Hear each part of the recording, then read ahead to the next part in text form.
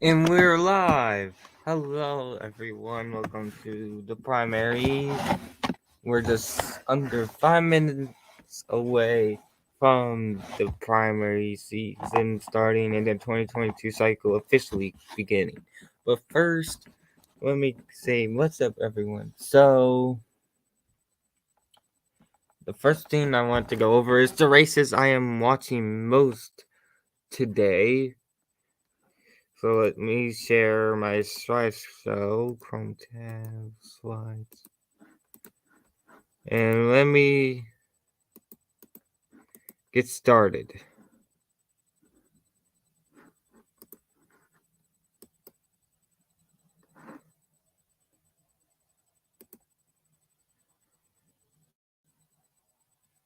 All right, in Texas governor, Republican, we have Greg Abbott going for a third term against, and he is facing two opponents, former state chair out west, and he's facing Don Huffings. Abbott has the endorsement of Donald Trump. Huffings has the endorsement of Libertarian Republicans such as Ron Paul, Rand Paul, Thomas Massey. All right, next up we have the Republican primary for Attorney General.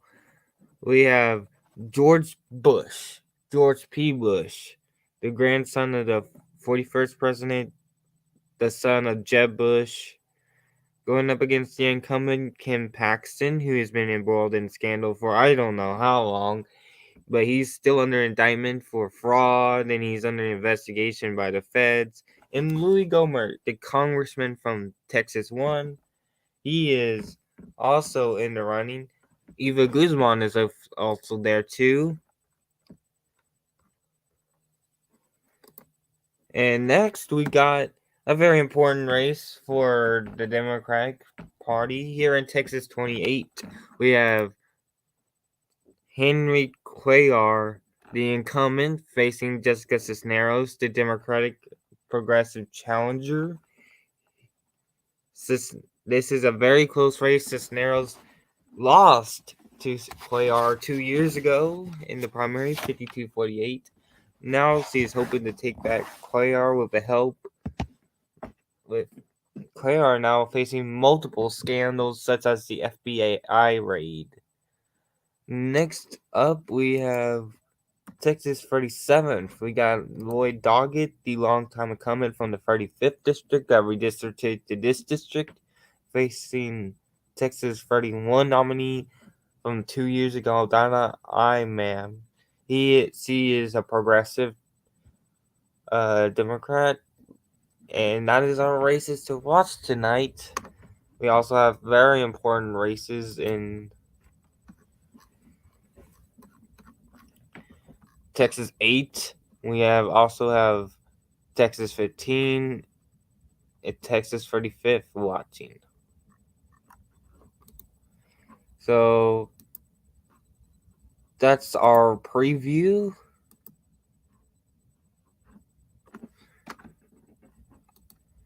So how's it going, everyone? So we are about a minute and a half away from polls closing.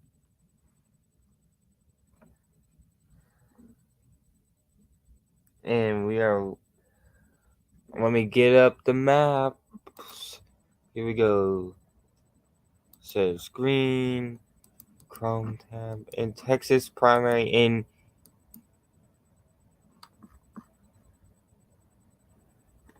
Here we go. We are now a minute away from poll closings.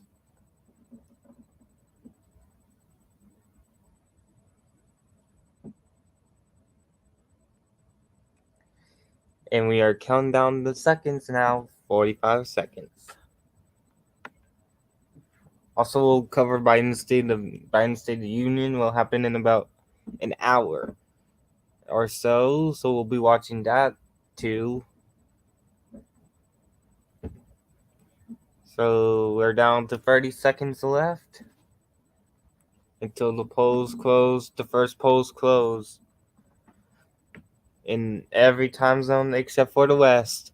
Has 15 seconds left until the primary stands in 8, 7, 6, 5, 4, 3, 2, 1, and the 2022 election is underway.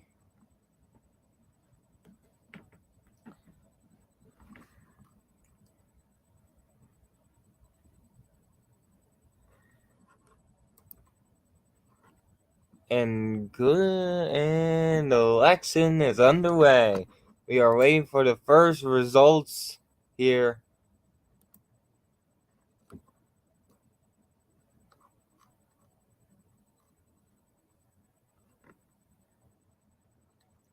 The next polls close at 9 o'clock.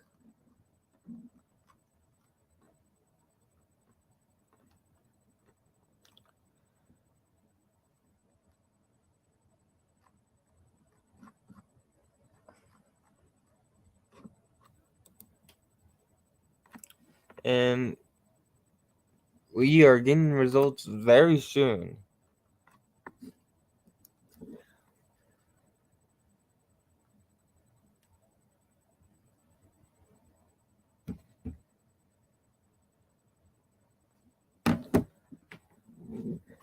So let's get started. So we're waiting on the first results. Updates.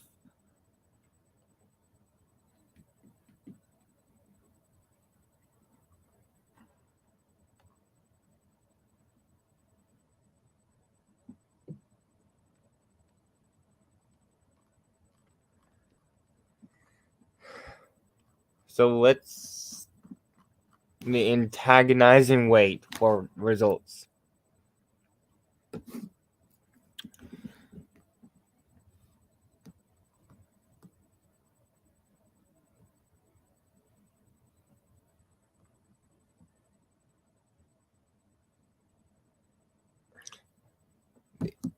Antagonizing wait.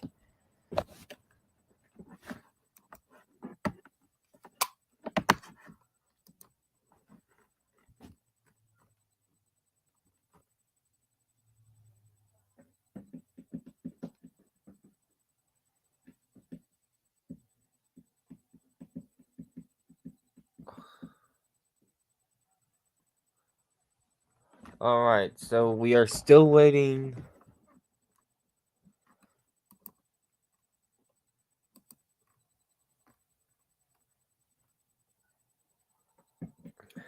This is an antagonizing wait.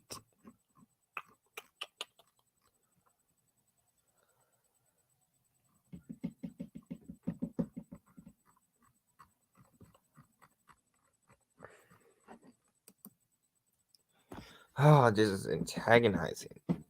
Like, I don't know how much longer we gotta wait. So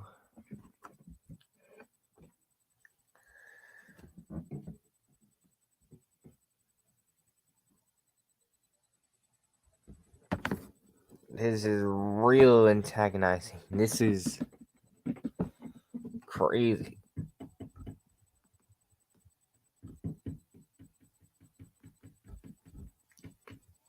And it's just under a year ago where on this channel that the 2021 cycle began with Louisiana. But here we go. We are still waiting and waiting and waiting and waiting.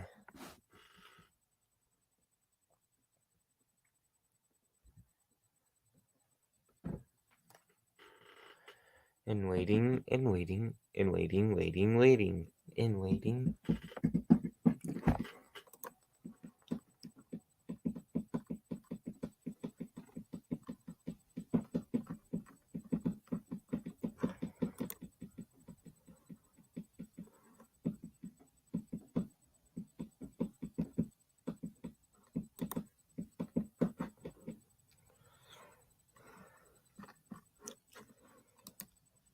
This is so antagonizing. We're like 5 minutes in, we still have not have results. Let me just refresh the page.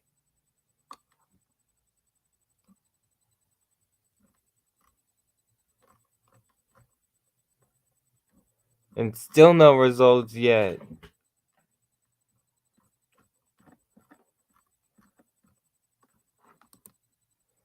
And waiting, and waiting, and waiting.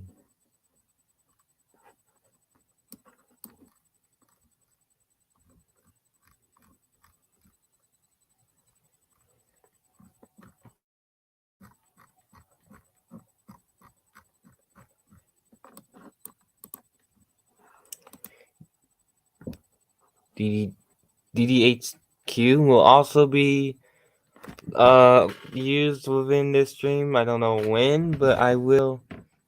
Hello, Dante, and will you? But I am still waiting for results. I don't know when it's gonna happen, but I'm still waiting and waiting and waiting.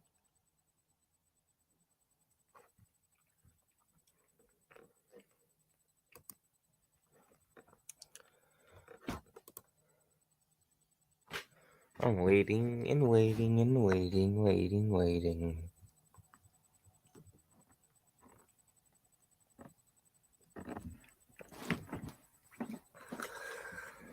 Unfortunately, Mason couldn't join as my podcast host. That is unfortunate.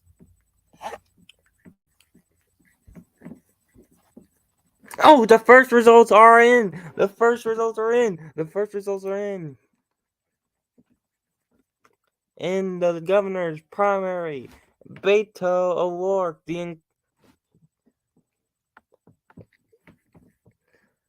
former congressman and rising star, has the lead, 25,717 and 94.8% of the vote. We still have no results from the Republican primary, but Beto O'Rourke takes the lead at 2% reported, and is only 2% in. We still have not seen for Abbott.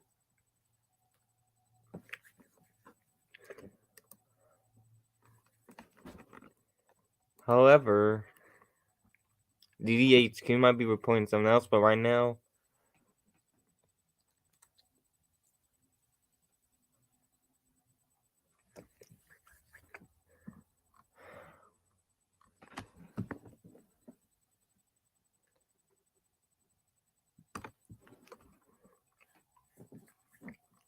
we have nothing from the other races, so we are just looking at and Award continues to go up. He's now at 84,000 votes.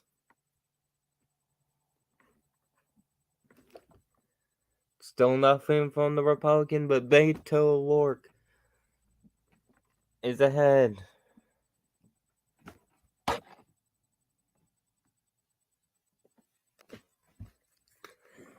Joy Diaz is at 3.2%, is the nearest person to O'Rourke, and she is 81,000 votes behind him.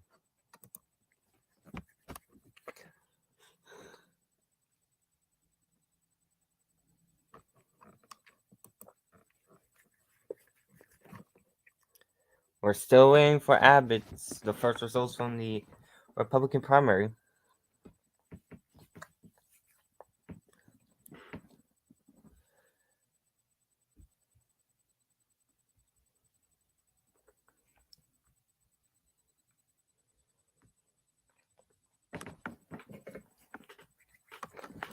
Hold up.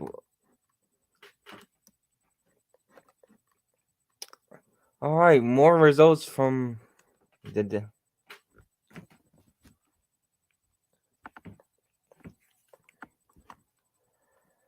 We're still waiting on the results from the other races. I don't know why it's taking so long for the award. But Hidalgo County has 64% in already. and O'Rourke is destroying them. It's destroying the comp. Let's go down to. Let's see here. Nothing from the Collier.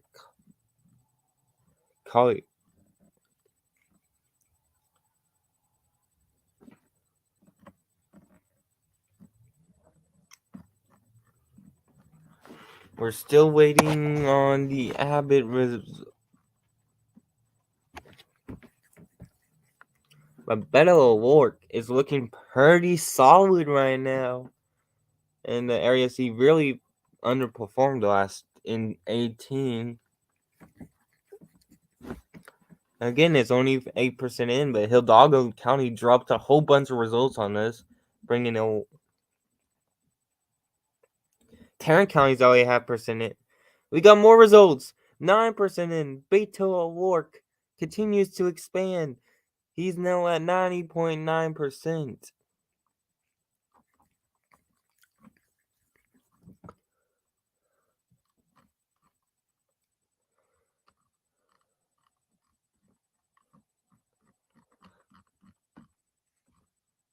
This is starting to look very decisive.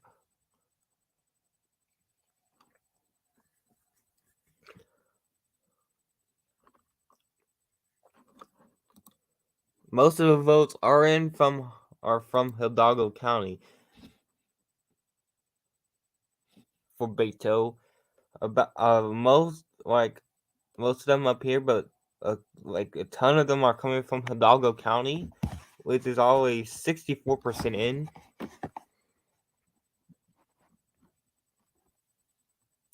9% reported so far in the Democratic primary.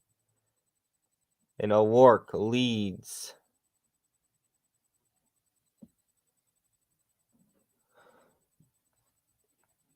With 9% in.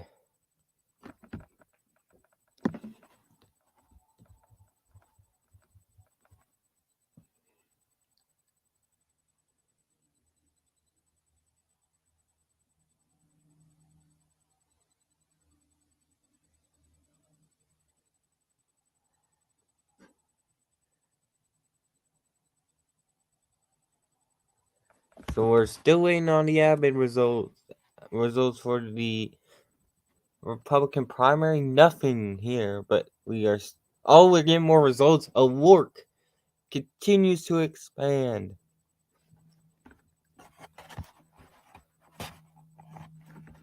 90.9 so far for Beto O'Rourke. He has, again, most of his. He is leading big. We're still waiting on the Texas governor.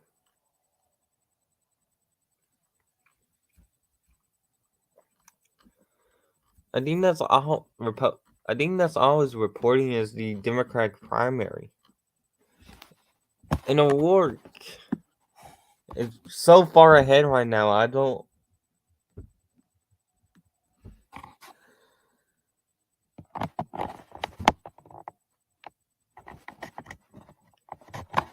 We don't have anything from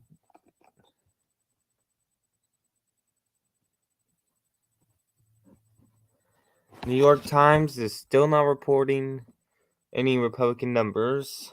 Oh, we got San Antonio votes, and Beto O'Rourke just took a huge lead.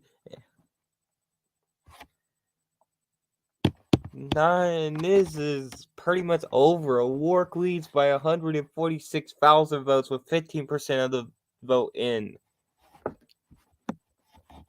Holy king shit.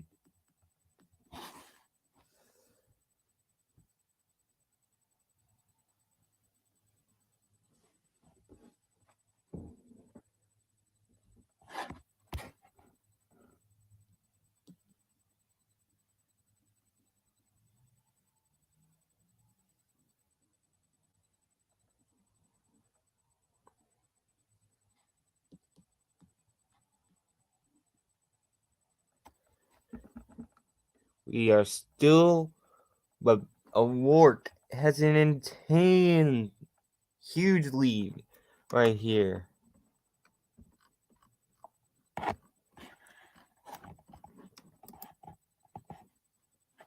I'm going to use DDHQ right quick.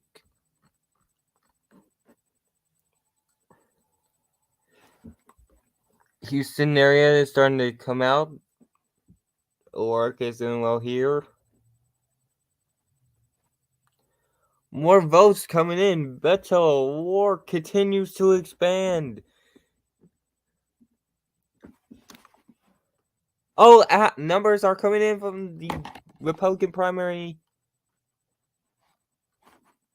for Governor. Greg Abbott, the incumbent, has jumped up to a huge lead. He's at 68.6%. Huffings is at 12.9%. Allen West at 10.6%.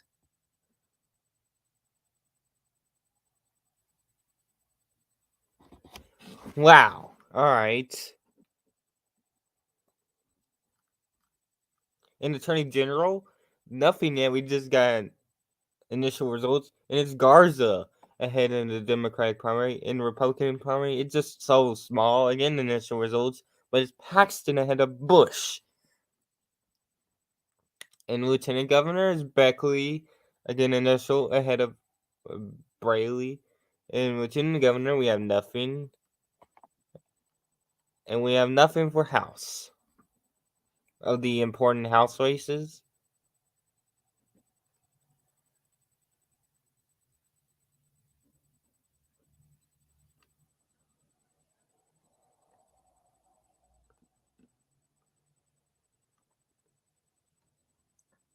We're alright, we got we have the map right here.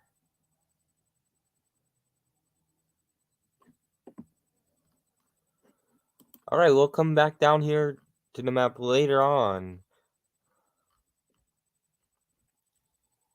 Oh, Collier is in the lead now for the Democratic primary for Lieutenant Governor. And Dan Patrick has taken the lead in initial results. Back up to the Republican primary for Attorney General. It's a very close race here between Paxton for second, between Bush, Guzman, and Gohmert. The thing is, can Paxton get over 50%? And he is and Guzman just gained some votes. Bush is starting to go down. We're going to go back up to Attorney General for the Democratic primary. It's pretty split so far. Garza has the lead. Looking back up for the Republican primary for governor, Abbott is pretty much dead set here. For the Democratic primary, it's looking pretty good for O'Rourke.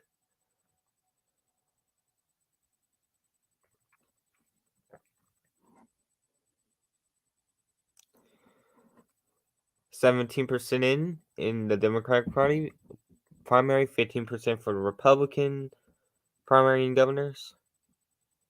This is very early. It's going to be a while, but we could see this could be a very long night.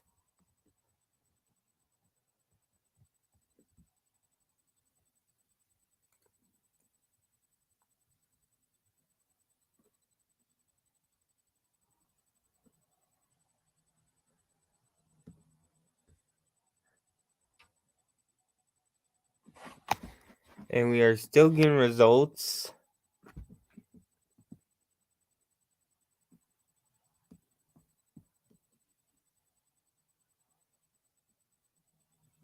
And we're about to go to the Biden State of Union address.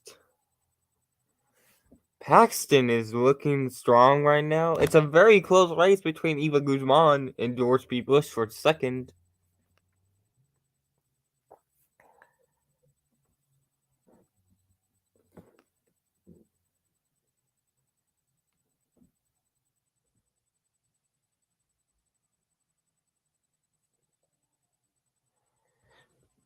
And Gohmert has fallen flat on his face. Looking at what's in the governor, Dan Patrick is still decently ahead. And looks like we got results for the House. Let's go down there. All right, we got results from the 15th district. Michelle Vallejo has the lead over Ramirez. 15th district, Monica DeWay Cruz has the lead there.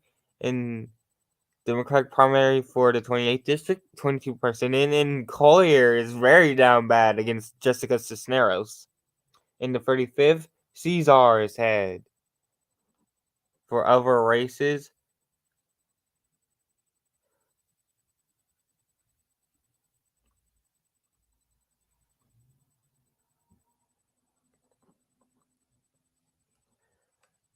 we have nothing for 37 yet. That's another race I'll be watching. We have no winners, but we have reportings. Alright. I'll come back and check up on the House. Dan Patrick has a huge lead in the Republican, Democrat, and Lieutenant Governor over here.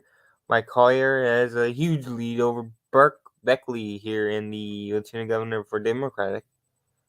Paxton is still far below that 50% mark.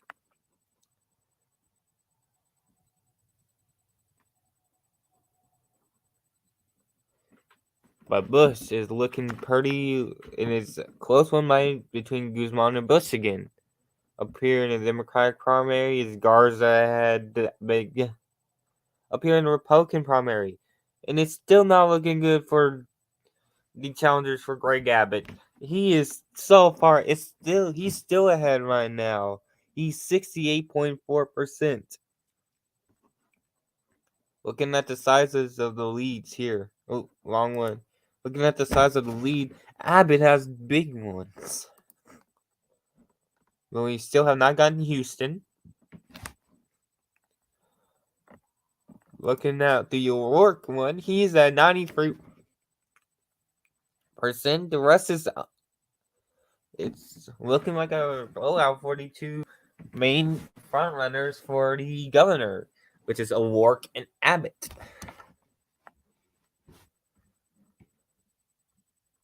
Jaworski is now on the map for the Democratic primary for Attorney General. For the Republican primary, it's still the same.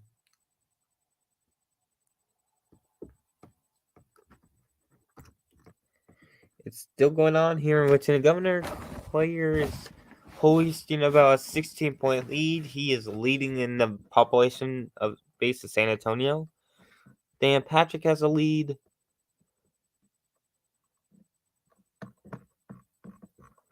And that's about it for the results for right now. It's pretty solid for every front runner.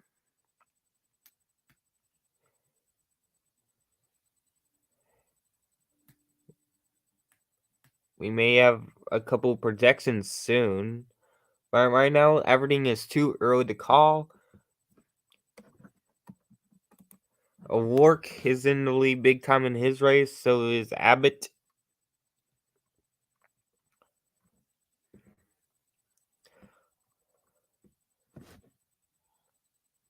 The big goal for Paxton, get above 50%.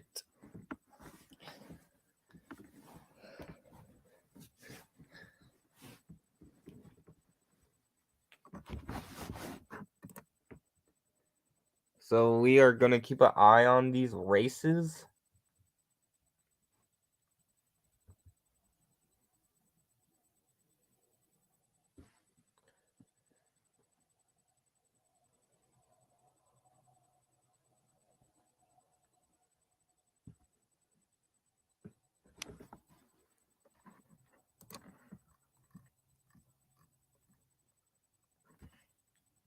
Clayar down 5,000 votes for the incumbent.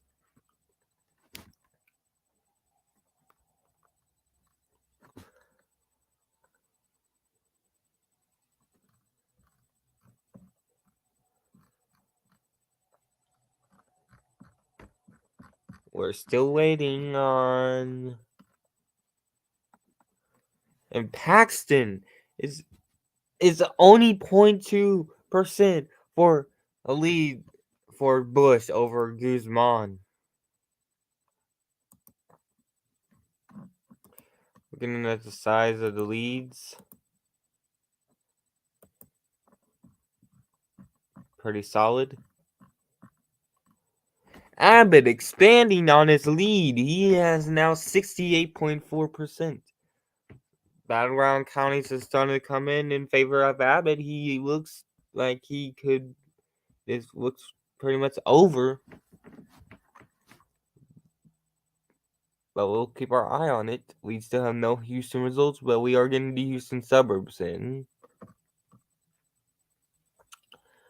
Again, same with O'Rourke. He looks like he is gonna win. Obviously, he is has 90.93% of the vote. The rest of the candidates: Wakeland at 1, Barnettez Incognito. I don't know how to pronounce that, but he is at 0.9. So O'Rourke is fully sweeping tonight. Same with Abbott. Going back down to the race for Republican Attorney General, Paxton, Bush are still the two people in the lead. We may have some projections soon.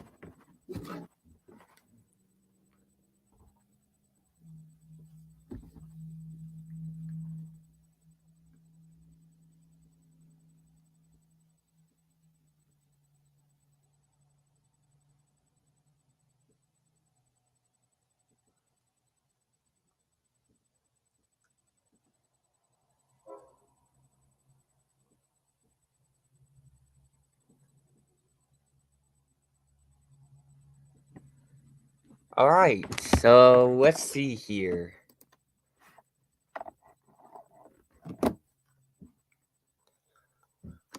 Beto continues to expand on that lead. He is again.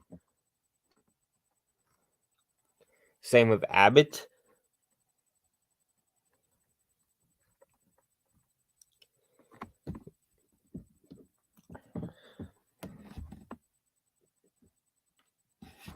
Let's see here.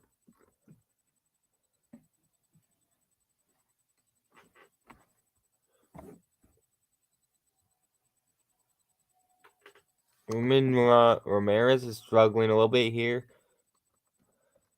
Let's go over to the Republican primaries. Pat Fallon is up big. Over here we go. Burge is up big. We got Van Taylor on at 51%. That's a little bit of a surprise.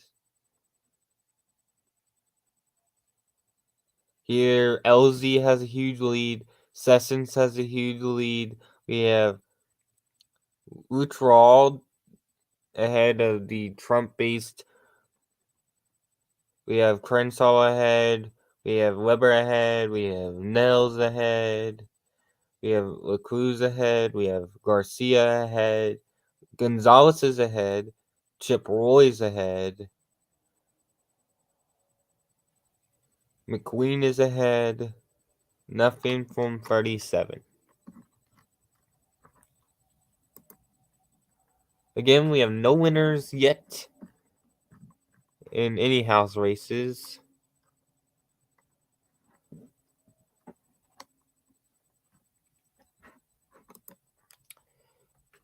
And we O'Rourke continuing to expand.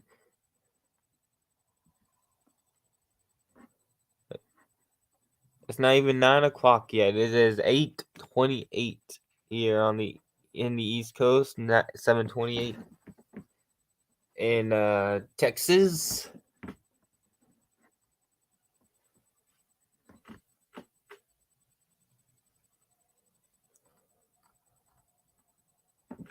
Abbott continues to expand. He's at 68%.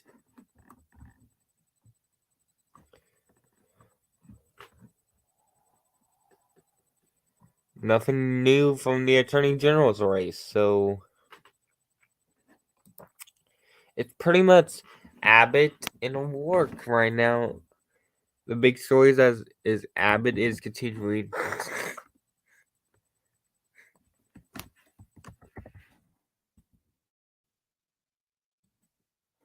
Continuing to steamroll. Oh, we got a big boost of results. Let's go over them.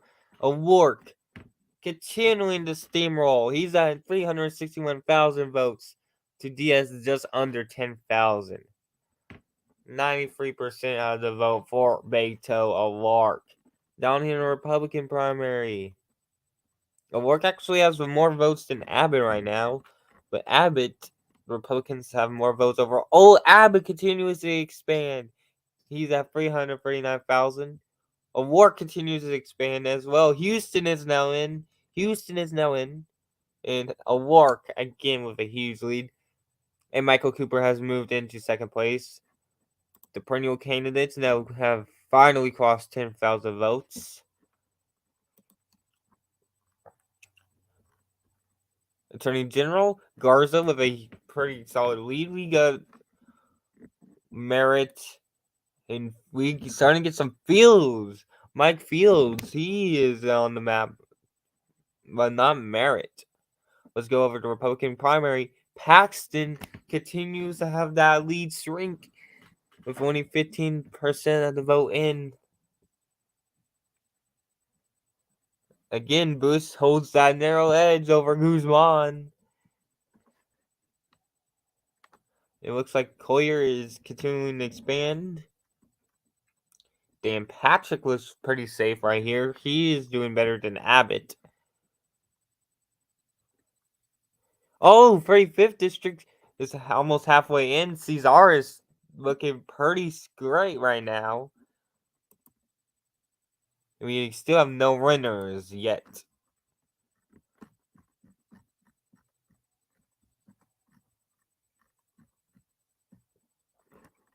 But right now, almost halfway in the Democratic primary, Beto O'Rourke is at 93% of the vote. Whereas Greg Abbott is 68%, about 69%. We have no Houston vote in for that race either. Guzman and Bush is just under 40 votes. That's how close it is for second there in the Attorney General's race.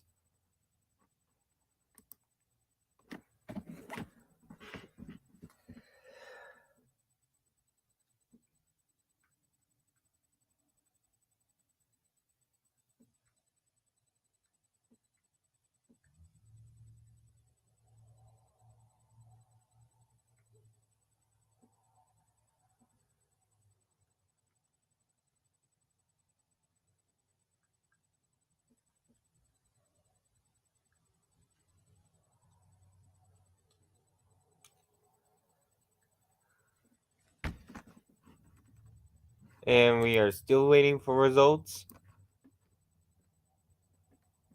It's a tense. We have Beto O'Rourke at 447, Abbott at 347. Again, O'Rourke is leading Abbott, but the Democrats, the Republicans, narrowly right now have more votes.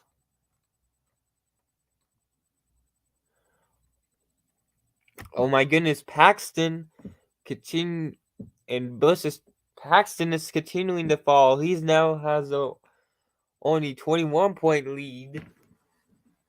It's an exact 20. It's a 21-point lead between. Oh, Guzman has just taken the second place lead over George P. Bush. Guzman just taken the lead. It's 200. It says 800 votes now between Guzman and Bush. Tense battle here for second place.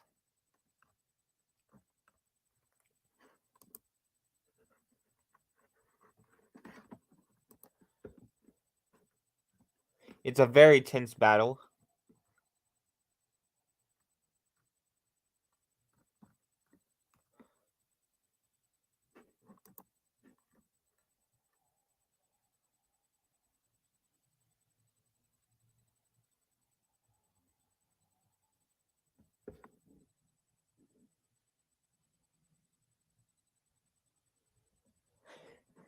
All right, so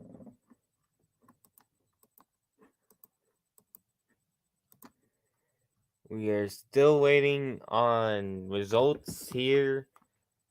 New York Times has not called this race, but O'Rourke has a very huge lead. I don't know why he hasn't been called.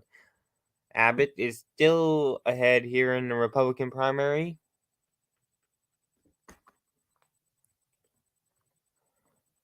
It's a very packed Attorney General primary. All top four candidates have counties leading in, except for T-Bone Radar. And George P. Bush has just retaken, and Bush has a county. George P. Bush has a county. So does Eva Guzman. Bush leads Guzman and Gomert has a county. Oh my gosh. And Gomert. This is very tense. We can see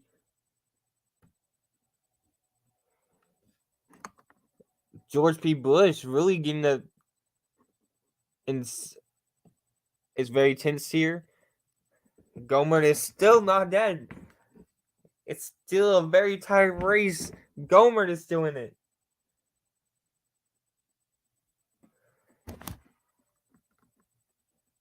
But Bush is ahead by now 4,000 votes or 1% ahead of Eva Guzman.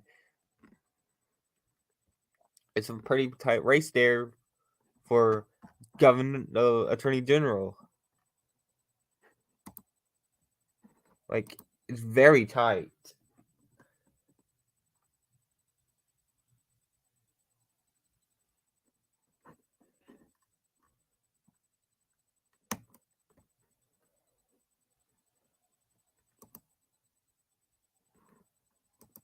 We could have a projection coming soon. The State of the Union is about to start. Abbott is now Abbott's starting to get some of the chokehold on some of those southern counties. But this race is still tight as a tick for second place.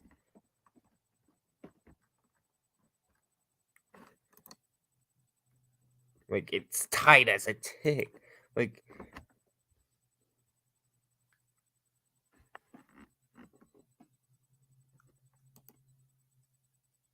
tight, it is very tight.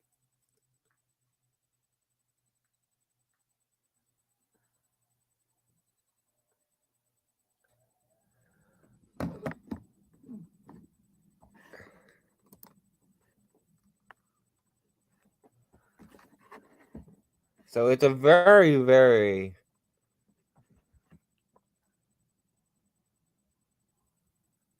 Trump flank candidates in the congressional races not doing very well right now.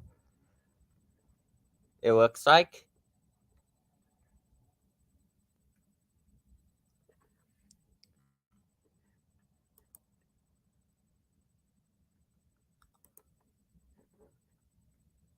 Yes, Collins is very far behind. Wow.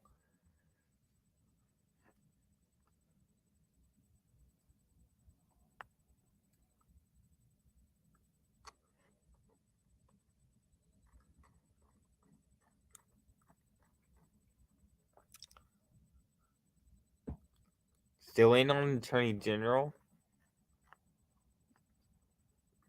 But if I'm in the Ken Paxton camp, I should be worried right now for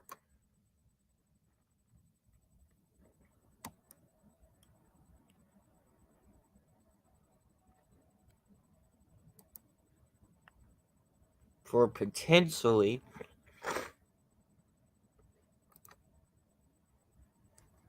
a runoff. Oh my goodness, we got more results. Beto O'Rourke continues to expand at 93%. Cooper and Diaz are close in for a second. Over here in the Republican race, Greg Abbott is very close for a second here too. But Abbott does not look like he will fall under 50%.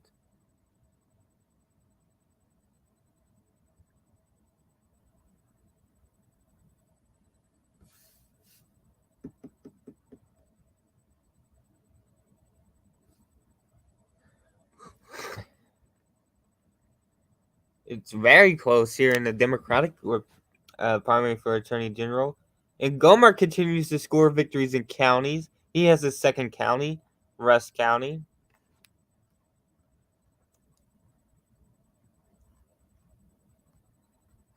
Oh, we got an update on the 28th, and it is Jessica Cisneros continues the lead by 40 points. It's a very huge lead. The incumbent Henry Cuellar is running behind.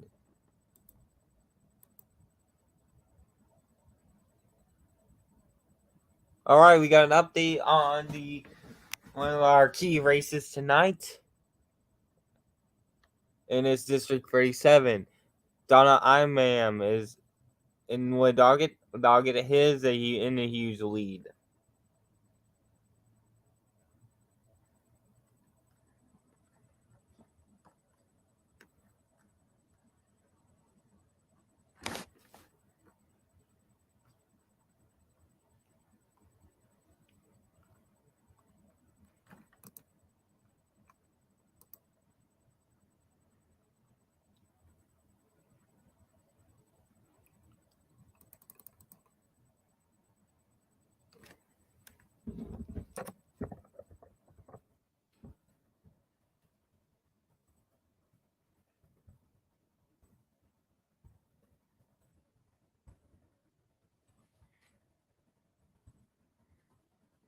Work continues to expand his lead.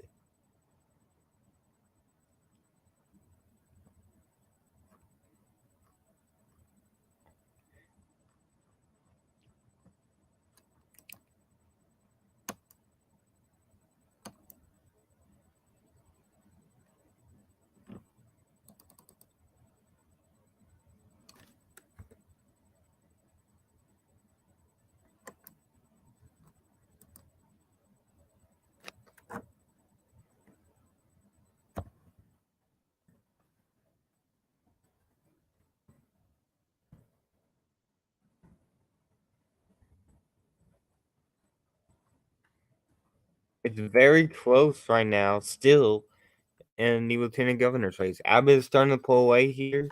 Allen West is starting. Huffington West are far behind.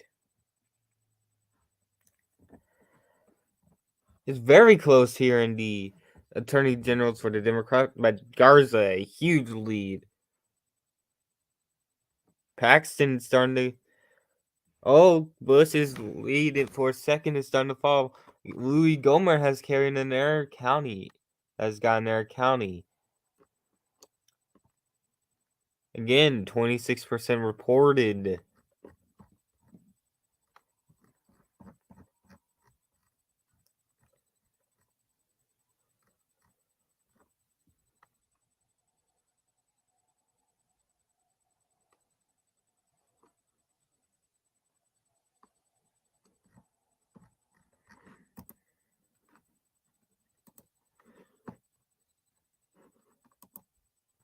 So right now, it's a pretty close race.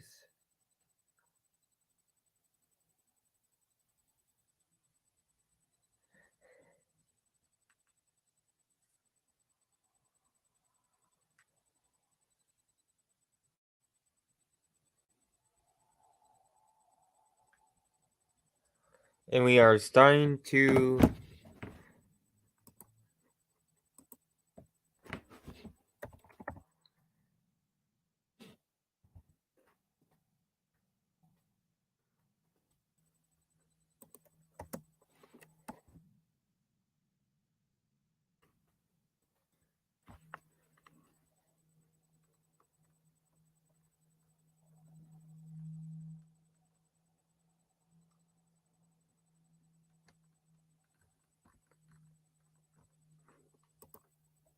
It's very closely watched in many of these districts.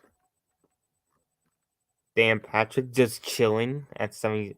We got more votes.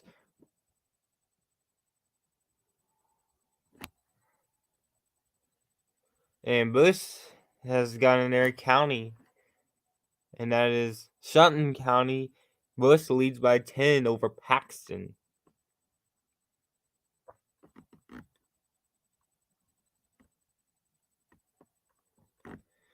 It's pretty close in the Democratic primary, too, for Attorney General. Nothing going on for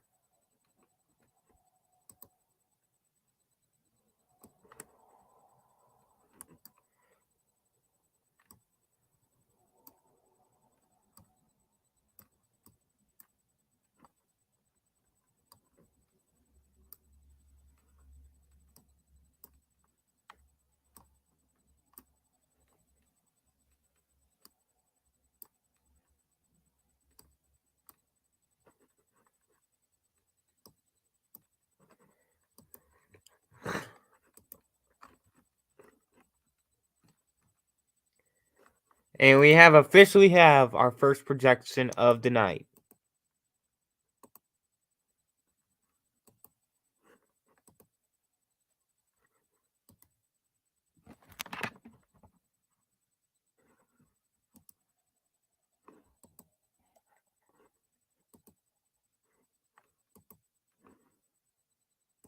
We have our first projection of the night. Let me get over here.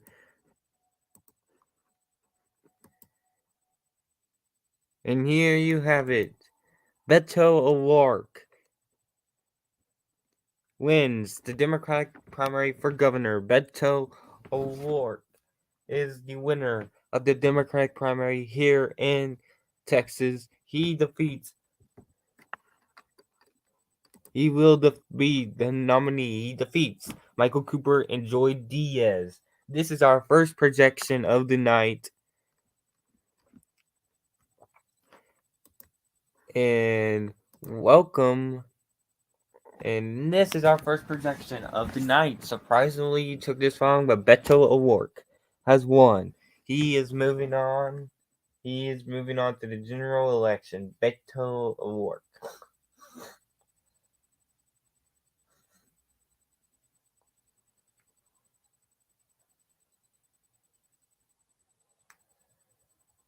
So we are almost about 13 minutes away from the State of the Union, which is going on with the primary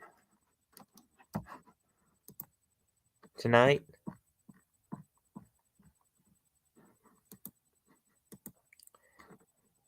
And there you have it. Beto O'Rourke is the nominee for the Democrats. New York Times hasn't called it, but I've gone ahead and called it myself. We're about 12 minutes away from El Paso closing. That's when we'll probably get the official projection from AP. Along with the Abbott projection, probably. And there's a 0.9% lead for Bush over Guzman in that primary. Gomer starting to fall behind a little bit again. Houston is going to be a huge county. Bush barely leads in Hidalgo. Bush leads in Sutton by 10. Oh, we got more votes. And it's coming out west. It's Pecos County. Ken Paxton takes the first lead here. And we got more Gomer counties. And it is Cherokee County. Gomer takes the lead. Gomer is probably going to carry all his districts' counties. Oh, O'Rourke has fallen under 93%, but that doesn't matter. With 46% in, O'Rourke.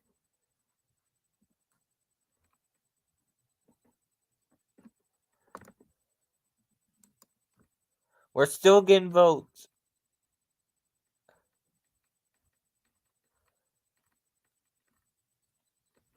It's a pretty close race all across the down ballot, though.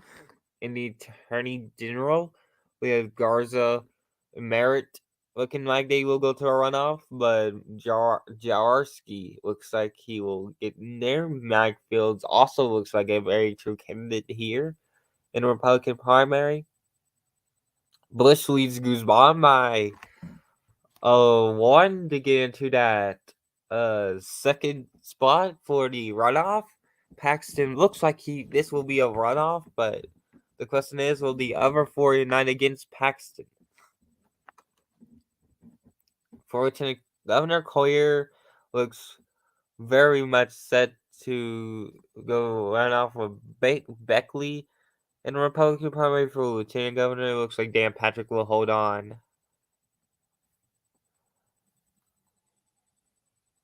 Still a 44-point lead for Jessica Cisneros in the 28th district. Cesar is looking very good right now in that Democratic primary.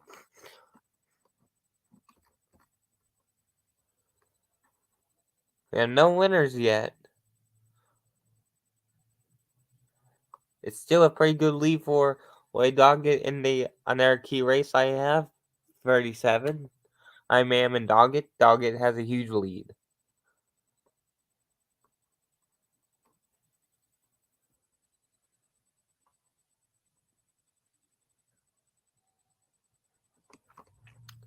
Let's go over to the Republican primary.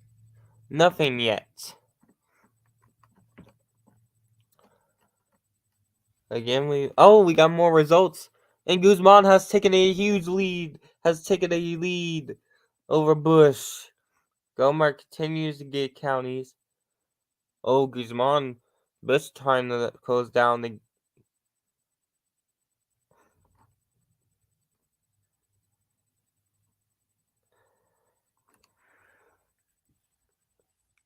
It's 10,000 votes between Guzman and Bush now.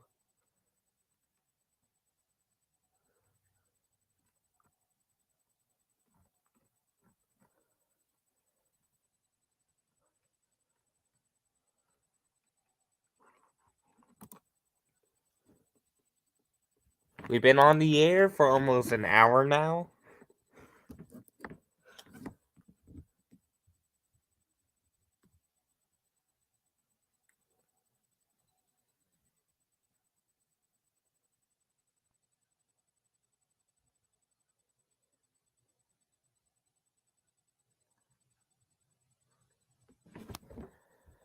Alright, so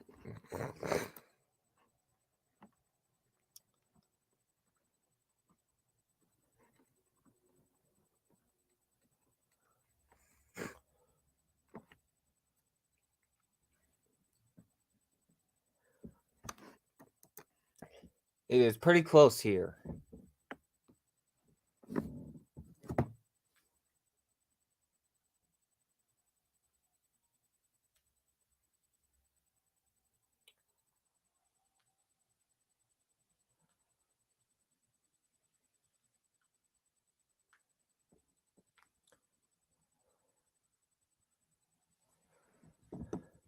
And that's our first hour here close. As the first hour closes on the primary, the first hour of the 2022 cycle closes. I would like, if you are watching, please go down there and subscribe. Help me grow. I've been trying to get back on this channel for a while now. As we're about to approach our second hour together here on this stream.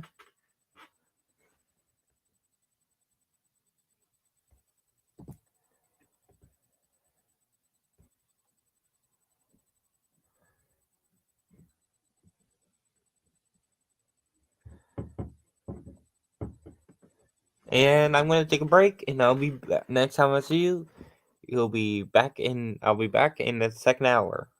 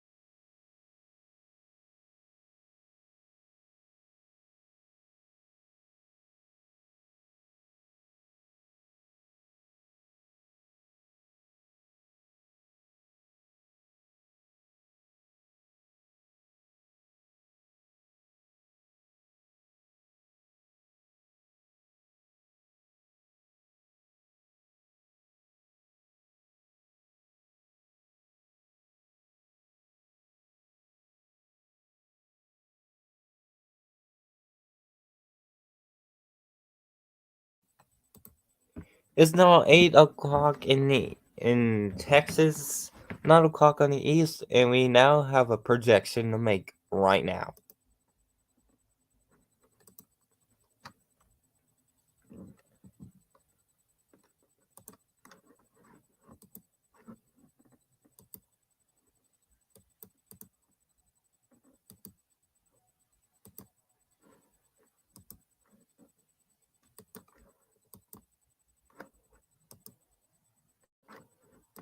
And let's go over to the projection. And it is Greg Abbott who will survive. He is the incumbent. He will survive. This stiff challenge from two of the candidates to his right, Owen West and Greg and Don Huffy's. Greg Abbott defeats them on the road to for a spot in the general election.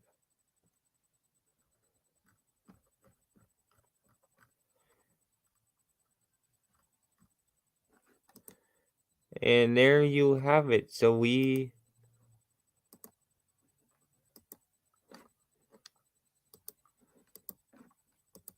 let's go back to the primaries. It's pretty close again. There's a 1.2 difference here.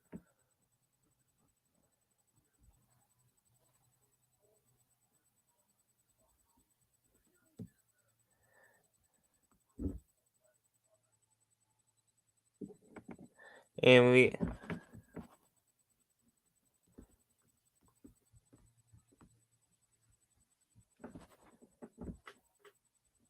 so right now it's pretty close.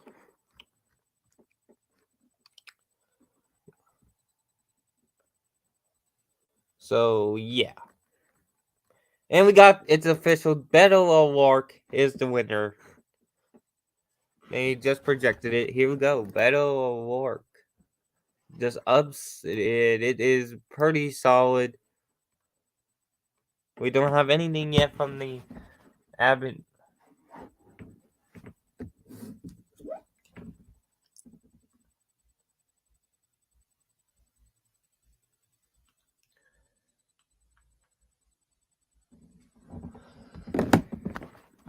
So yeah, Beto O'Rourke is the winner.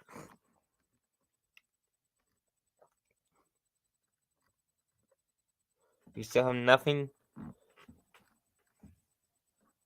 Oh, we got our first projection in the house. August Luger wins. He is and that is our first projection. Austin Pfluger. We're going over here to the Democratic side. We have a couple of projections. Not non-major. Here we go.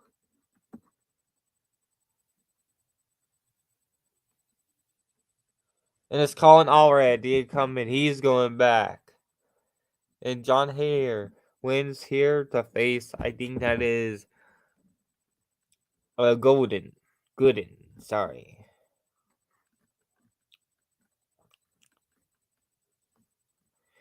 And it's a very close race for second here in the Republican primary, but for governor, but it's obviously not going to be them.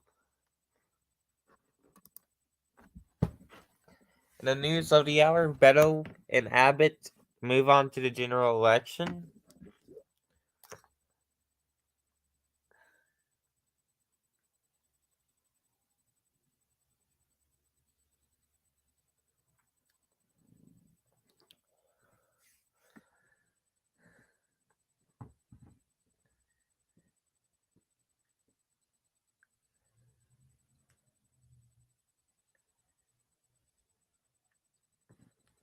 So it's very close right now. Oh shit.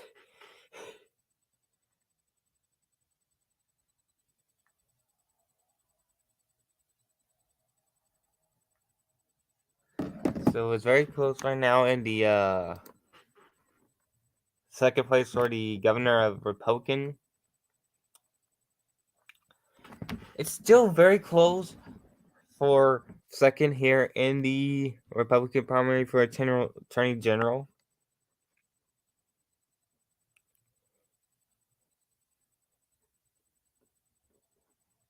Houston is in, and Guzman has the lead as second place here. Bush not doing well. That's what's killing him right now is Houston. Guzman is second in the suburb counties, which is bad news for Bush.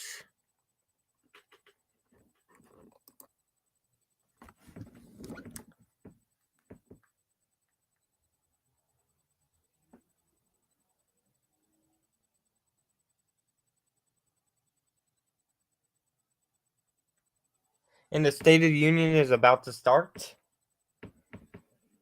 The speech is going to be soon.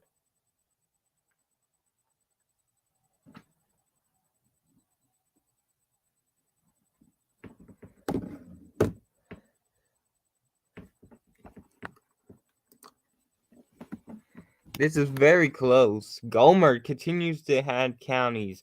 Bush is in third in these counties.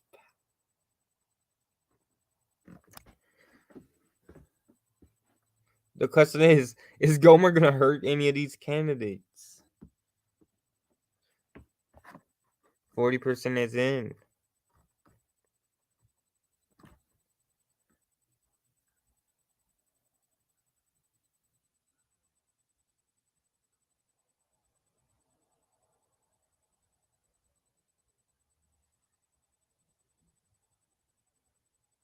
And we are now going to the State of the Union.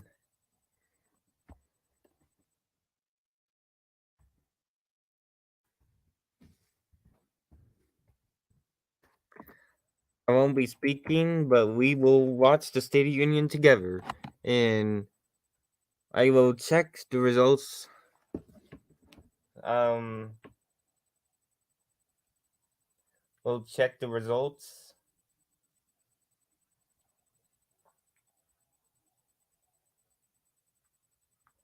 But yes, the State of the Union is now about to start.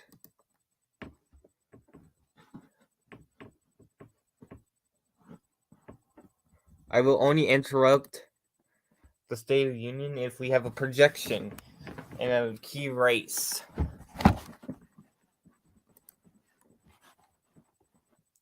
And they have officially called it for Abbott. There we go.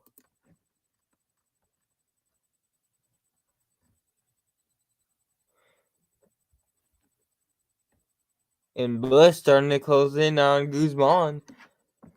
Gomer is winning his district, it looked like.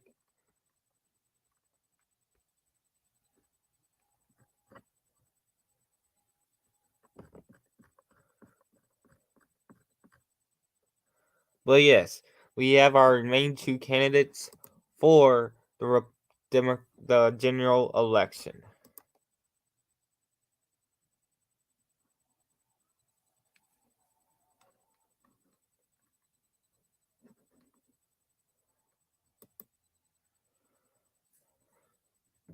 I don't know if I'm going to mute my mic for a sec.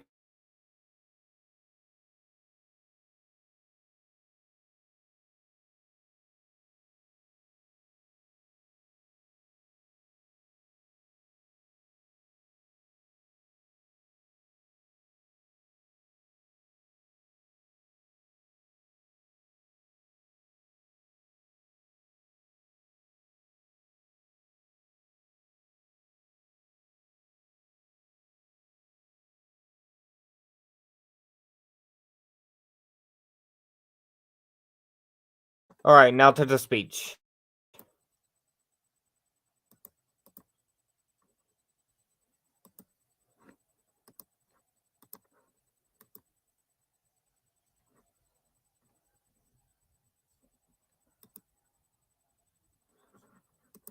Madam Vice President, our First Lady and Second Gentleman, members of Congress and the Cabinet, Justices of the Supreme Court, my fellow Americans.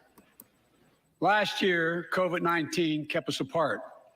This year, we're finally together again. Tonight,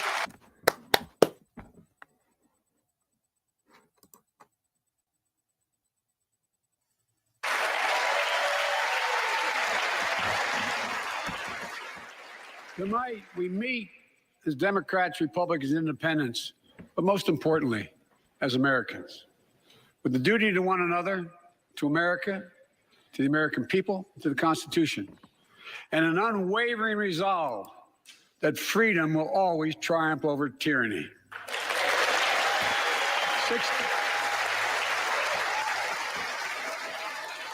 Thank you.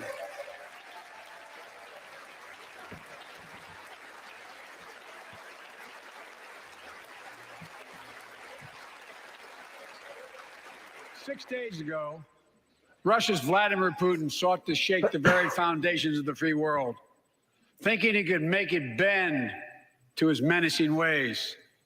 But he badly miscalculated. He thought he could roll into Ukraine and the world would roll over. Instead, he met with a wall of strength he never anticipated or imagined. He met the Ukrainian people.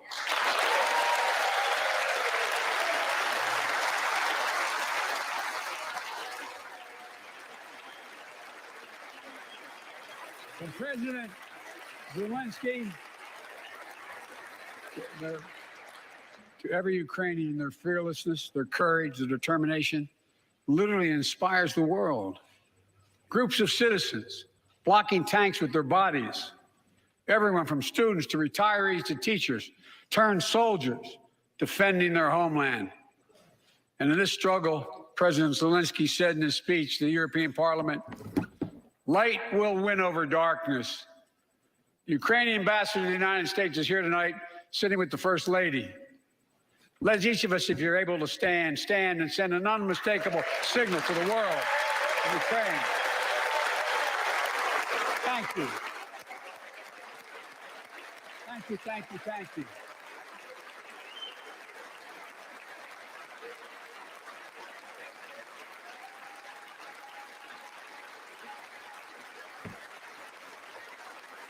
She's bright, she's strong, and she's resolved.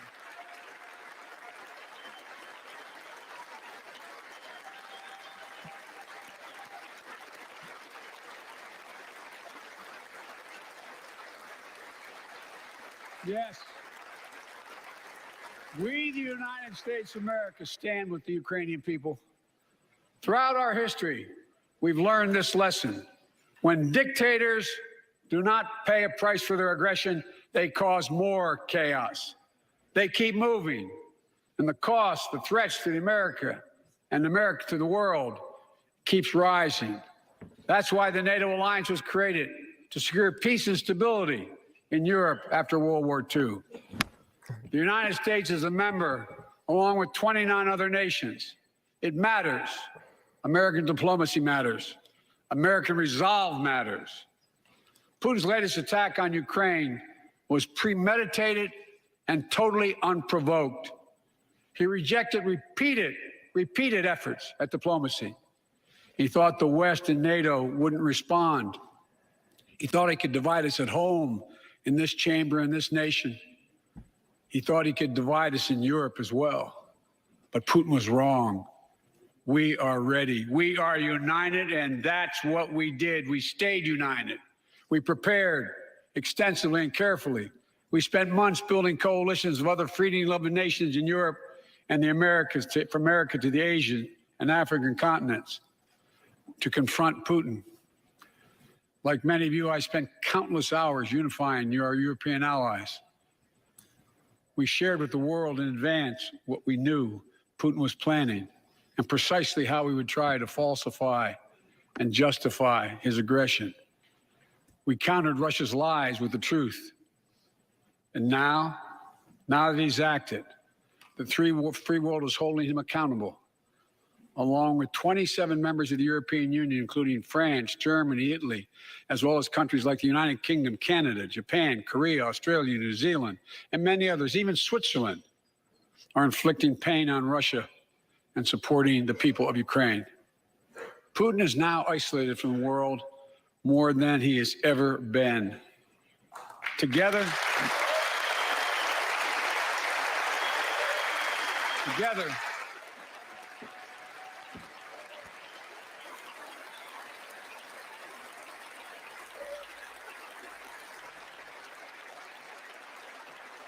Together, along with our allies, we are right now enforcing powerful economic sanctions. We're cutting off Russia's largest banks from the international financial system, preventing Russia's central bank from defending the Russian ruble, making Putin's $630 billion war fund worthless. We're choking Russia's access. We're choking Russia's access to technology that will sap its economic strength and weaken its military for years to come. Tonight, I say to the Russian oligarchs and the corrupt leaders who bilked billions of dollars off this violent regime, no more. The United States, I mean it.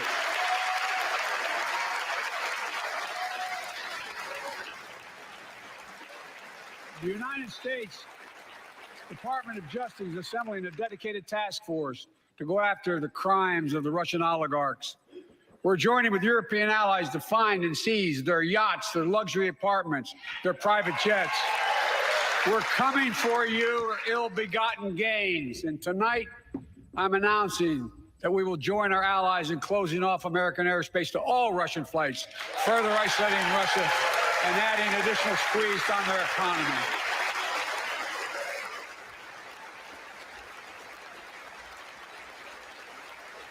He has no idea what's coming. The ruble has already lost 30% of its value.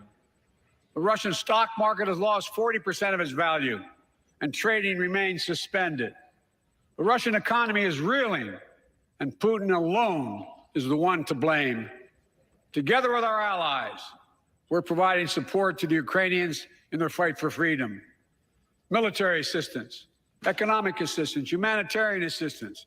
We're giving more than $1 billion of direct assistance to Ukraine, and will continue to aid the Ukrainian people as they defend their country and help ease their suffering.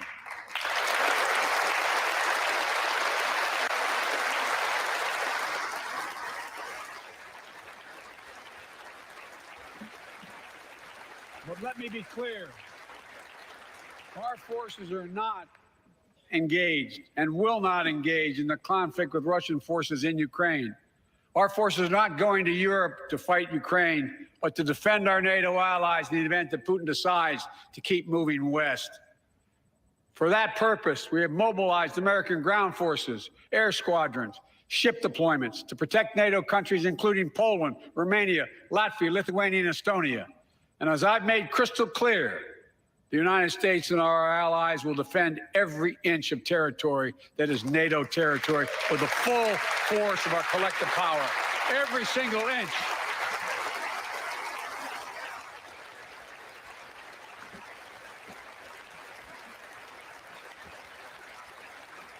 And we're clear-eyed.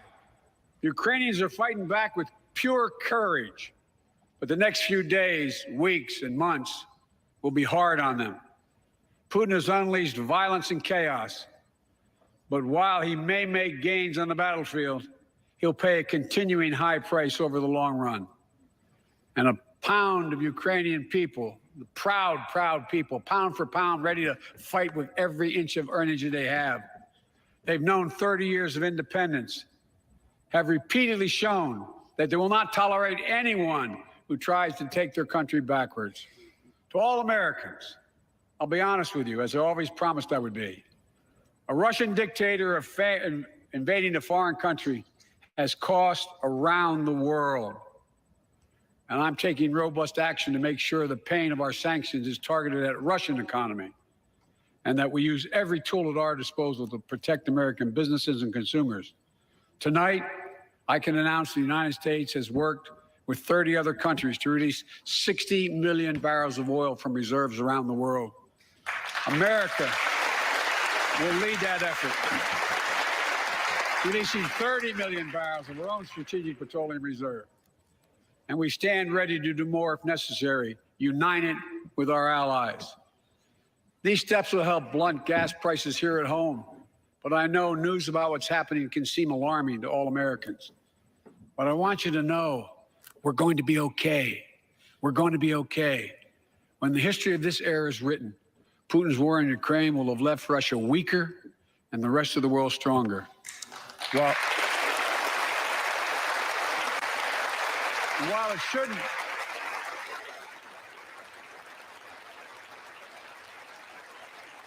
And while it shouldn't have taken something so terrible for people around the world to see what's at stake, now everyone sees it clearly. We see the unity among leaders of nations, a more unified Europe, a more unified West. We see unity among the people who are gathering in cities and large crowds around the world, even in Russia, to demonstrate their support for the people of Ukraine. In the battle between democracy and autocracies, democracies are rising to the moment, and the world is clearly choosing the side of peace and security. This is the real test, and it's going to take time. So let us continue to draw inspiration from the iron will of the Ukrainian people. To our fellow Ukrainian Americans who forged a deep bond that connects our two nations, we stand with you. We stand with you. Putin may circle Kyiv with tanks, but he'll never gain the hearts and souls of the Iranian people. He'll never extinguish their love of freedom, and he will never weaken the resolve of the free world.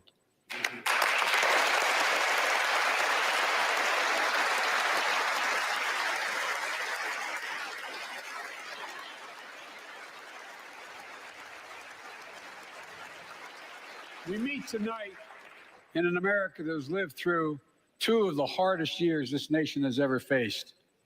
The pandemic has been punishing, and so many families are living paycheck to paycheck, struggling to keep up with the rising cost of food, gas, housing, and so much more. I understand, like many of you did. My dad had to leave his home in Scranton, Pennsylvania to find work. So like many of you, I grew up in a family when the price of food went up, it was felt throughout the family. It had an impact. That's when one of the first things I did as president was fight to pass the American Rescue Plan. Because people were hurting. We needed to act, and we did. Few pieces of legislation have done more at a critical moment in our history to lift us out of a crisis. It fueled our efforts to vaccinate the nation and combat COVID-19, delivered immediate economic relief to tens of millions of Americans. It helped put food on the table. Remember those long lines of cars waiting for hours just to get a box of food put in their trunk? It cut the cost of healthcare insurance. And as my dad used to say, it gave the people just a little bit of breathing room. Unlike the $2 trillion tax cut passed in the previous administration that benefited the top 1% of Americans, the American Rescue Plan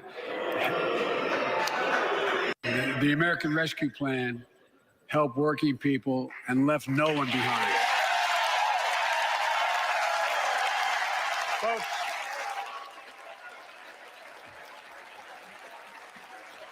and it worked. It worked.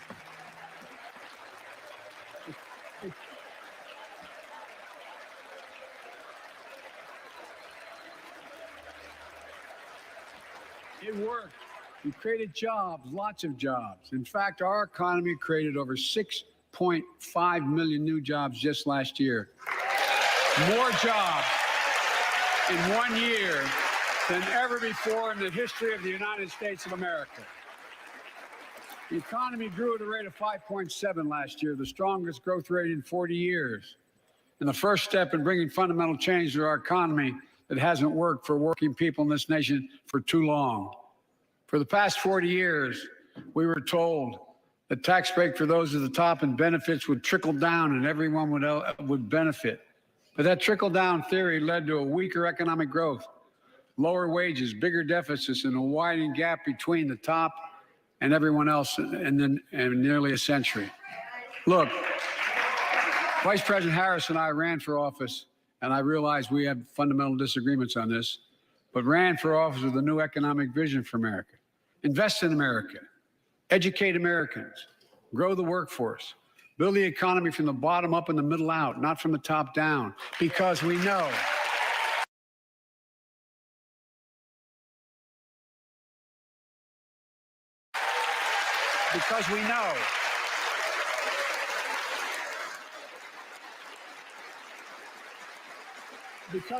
when the middle class grows, the poor will way up and the wealthy do very well. America used to have the best roads, bridges, and airports on earth. And now our infrastructure is ranked 13th in the world. We won't be able to compete for the jobs of the 21st century if we don't fix it. That's why it was so important to pass the bipartisan infrastructure law. And I thank my Republican friends who joined to invest and rebuild America, the single biggest investment in history. It was a bipartisan effort, and I want to thank the members of both parties who worked to make it happen. We're done talking about infrastructure weeks. We're now talking about an infrastructure decade. And look, it's going to transform America, to put us on a path to win the economic competition of the 21st century that we face with the rest of the world, particularly China. I've told Xi Jinping it's never been a good bet to bet against the American people. We'll create good jobs for millions of Americans, modernizing roads, airports, ports, waterways, all across America. And we'll do it to withstand the devastating effects of climate change and promote environmental justice. We'll build a national network of 500,000 electric vehicle charging stations. Begin to replace the poisonous lead pipes so every child, every American has clean water to drink at home and at school. We're going to provide affordable, high-speed internet for every American, rural, suburban, urban, and tribal communities. 4,000 projects have already been announced. Many of you have announced them in your districts. And tonight, I'm announcing that this year, we will start fixing over 65,000 miles of highway and 1,500 bridges in disrepair. And folks,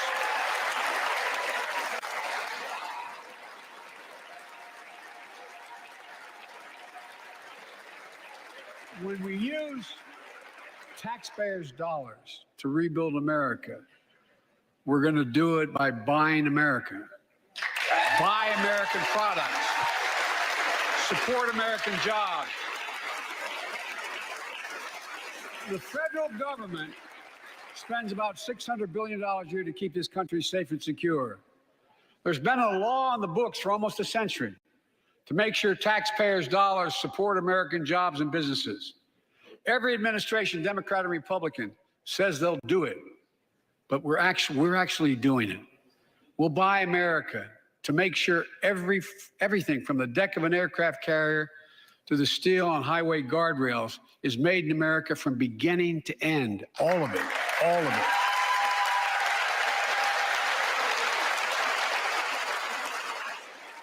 But folks, to compete for the jobs of the future, we also need a level playing field with China and other competitors. That's why it's so important to pass the Bipartisan Innovation Act sitting in Congress that will make record investments in emerging technologies and American manufacturing. We used to invest almost 2% of our GDP in research and development. We don't now. China is. Let me give you one example why it's so important to pass. If you travel 20 miles east of Columbus, Ohio, you'll find 1,000 empty acres of land. It won't look like much, but if you stop and look closely, you'll see a field of dreams, the ground on which America's future will be built. That's where Intel, the American company that helped build Silicon Valley, is going to build a $20 billion semiconductor megasite, up to 8 state-of-the-art factories in one place, 10,000 new jobs. And in those factories, the average job about $135,000 a year.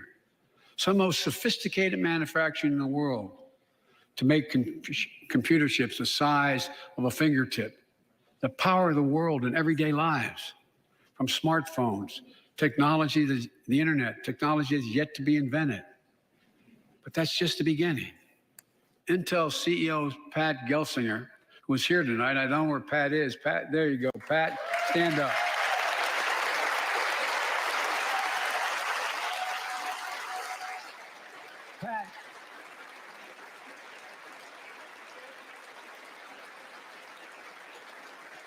Pat came to see me and he told me they're ready to increase their investment from 20 billion to 100 billion.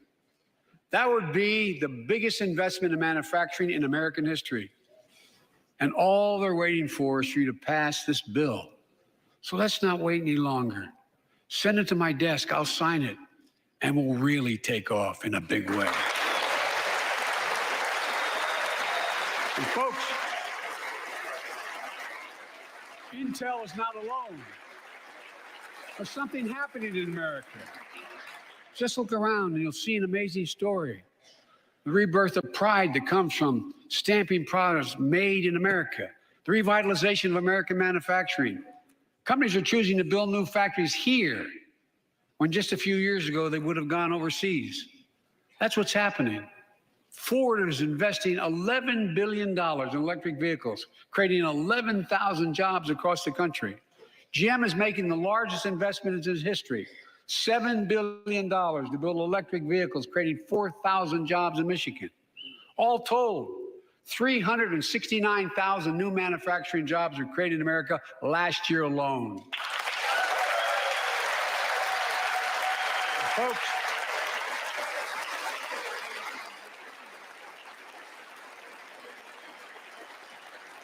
powered by people I've met like JoJo Burgess from generations of union steelworkers in Pittsburgh, who's here with us tonight. Where are you, JoJo? There you go. Thanks, buddy. As Ohio Senator Sherrod Brown says,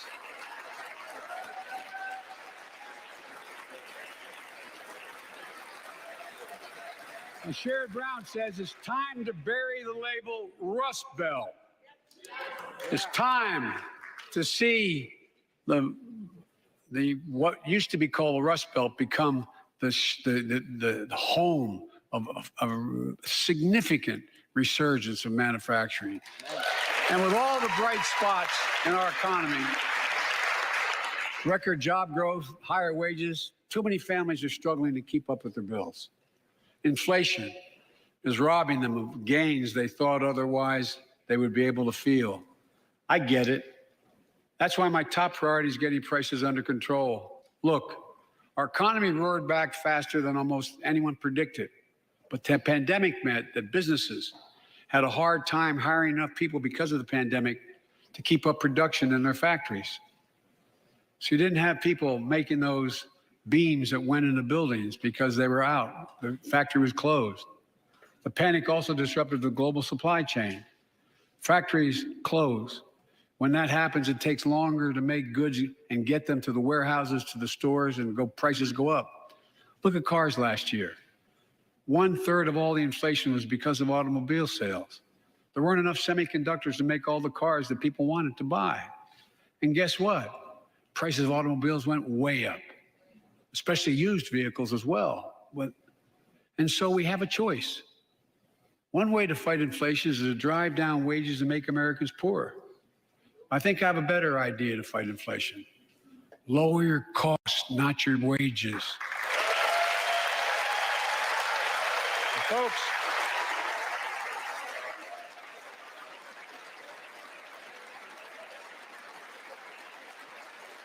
that means make more cars and semiconductors in America, more infrastructure and innovation in America, more goods moving faster and cheaper in America, more jobs where you can earn a good living in America. Instead of relying on foreign supply chains, let's make it in America. Look, economists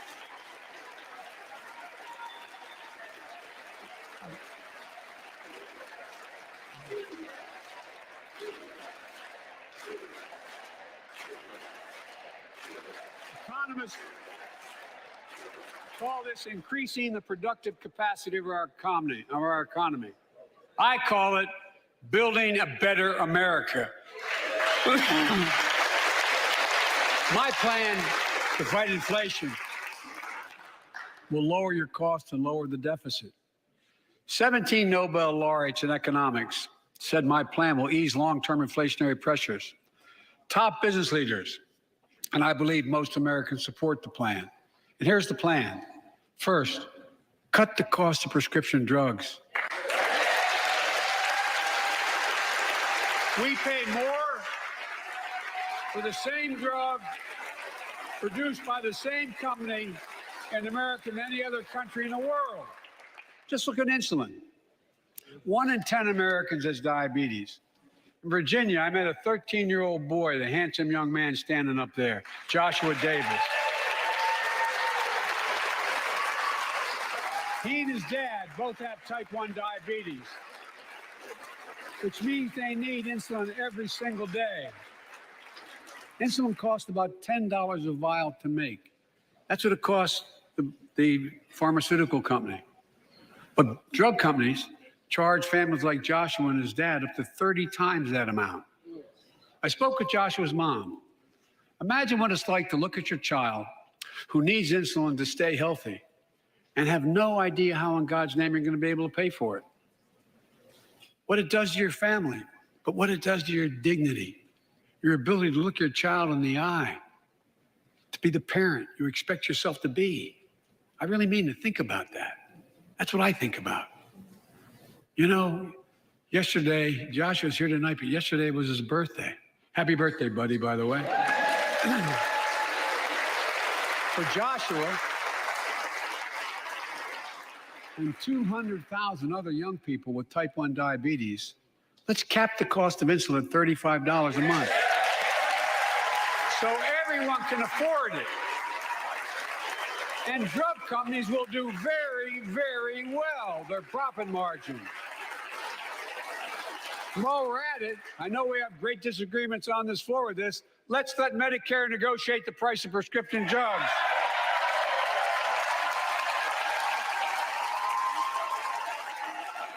They already set the price for VA drugs. Look, the American Rescue Plan is helping millions of families with Affordable Care Act plans to save them $2,400 a year on their health premiums.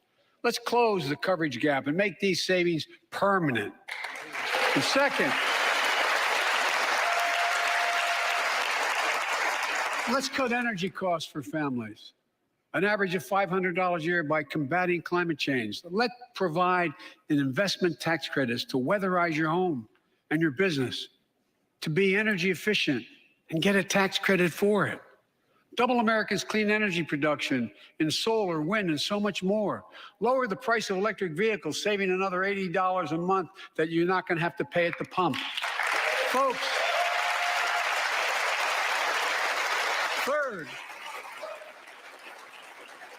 the third thing we can do to change the standard of living for hardworking folks is cut the cost of child care. Cut the cost of child care. Folks, if you live in a major city in America, you pay up to $14,000 a year for child care per child. I was a single dad for 5 years, raising 2 kids. I had a lot of help, though. I had a mom, a dad, a brother, and a sister that really helped. But middle class and working folks shouldn't have to pay more than 7% of their income to care for the young children. My plan would cut the cost of child care in half for most families and help parents, including millions of women who left the workforce during the pandemic because they couldn't afford child care, to be able to get back to work, generating economic growth.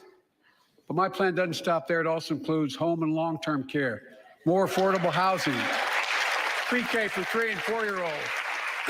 All these will lower costs to families. And under my plan, nobody, let me say this again, nobody earning less than $400,000 a year will pay an additional penny in new taxes. Not a single penny.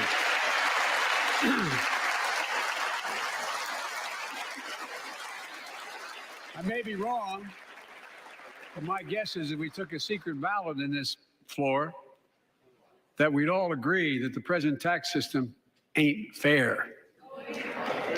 We have to fix it. I'm not looking to punish anybody, but let's make corporations and wealthy Americans start paying their fair share. Look, last year, Last year, and like Chris Coons and Tom Carper and my distinguished Congresswoman, we come from the land of corporate America. There are more corporations incorporated in America than every other state in America combined. And I still won 36 years in a row. The point is, even they understand they should pay just a fair share.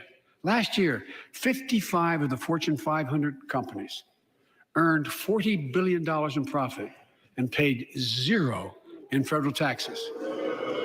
Now look, it's not fair.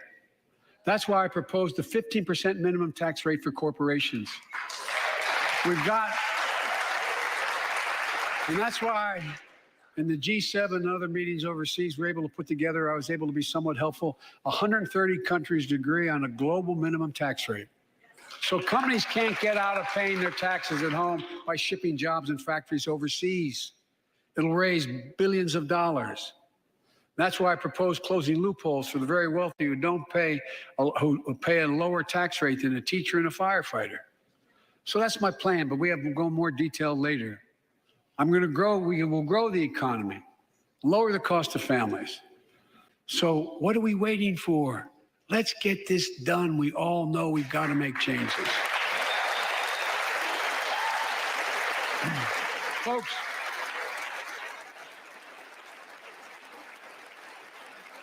and while you're at it, confirm my nominees for the Federal Reserve, which plays a critical role in fighting inflation. My plan will not only lower costs and give families a fair shot, it will lower the deficit. The previous administration not only ballooned the deficit with those tax cuts for the very wealthy and corporations, it undermined the watchdogs, the job of those to keep pandemic relief funds being wasted. Remember we had those debates about whether or not those watchdogs should be able to see every day how much money was being spent, where was it going to the right place? But in my administration, the watchdogs are back. And we're going to go after the criminals who stole billions of relief money meant for small business and millions of Americans. Tonight, I'm announcing that the Justice Department will soon name a chief prosecutor for pandemic fraud.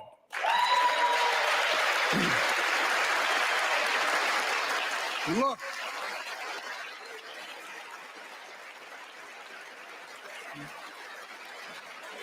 I think we all agree, thank you. By the end of this year, the deficit will be down to less than half of what it was before I took office. The only president ever to cut the deficit by more than $1 trillion in a single year. Lowering your cost also meant demanding more competition. I'm a capitalist, but capitalism without competition is not capitalism. Capitalism without competition is exploitation. It drives up profits. And corporations have to compete. Their profits go up and your prices go up when they don't have to compete. Small businesses and family farmers and ranchers, I need not tell some of my Republican friends from those states. Guess what? You got 4 basic meat packing facilities. That's it. You play with them or you don't get to play at all. And you pay a hell of a lot more. A hell of a lot more because there's only 4. See what's happening with ocean carriers and moving goods in and out of America. During the pandemic, about half a dozen or less foreign-owned companies raised prices by as much as 1,000% and made record profits. Tonight, I'm announcing a crackdown on those companies overcharging American businesses and consumers. And folks,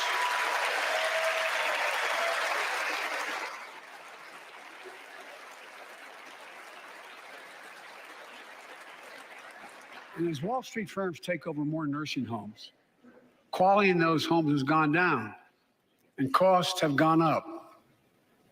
That ends on my watch. Medicare is going to set higher standards for nursing homes and make sure loved ones get the care they deserve and that they inspect and they will look at closely.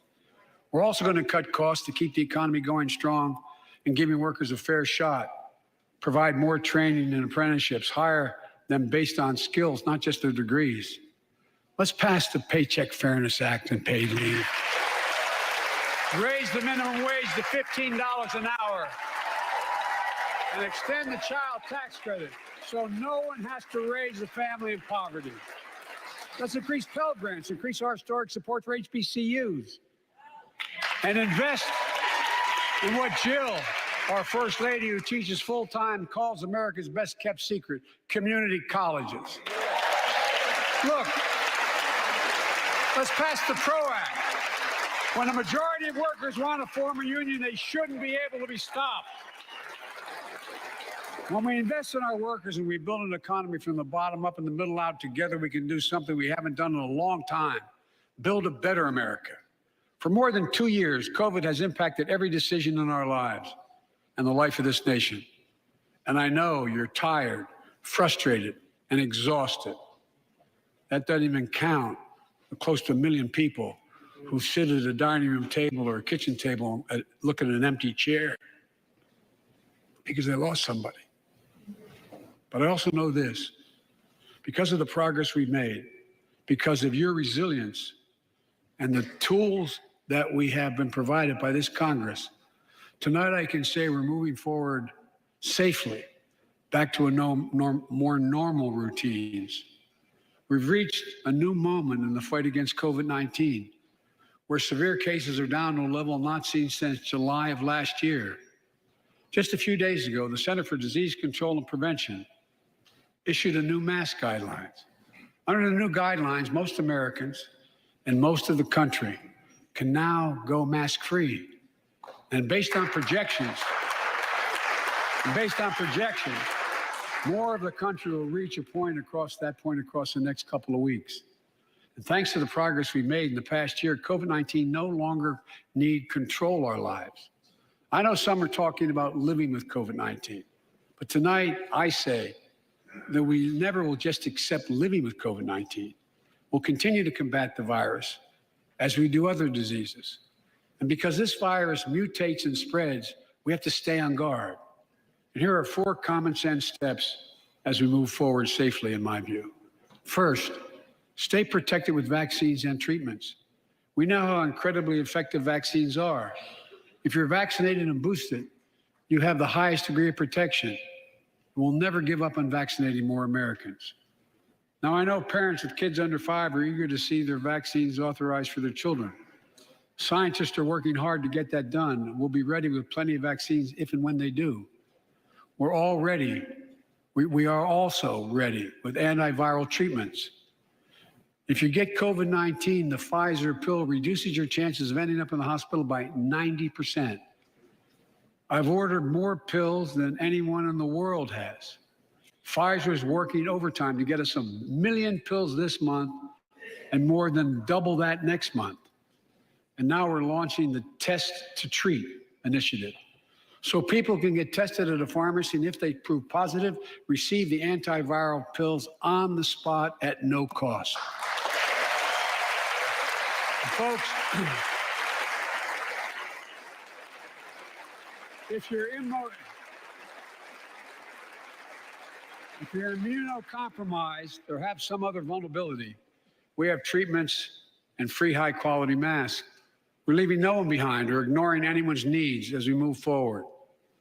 On testing, we've made hundreds of millions of tests available, and you can order them for free to your doorstep.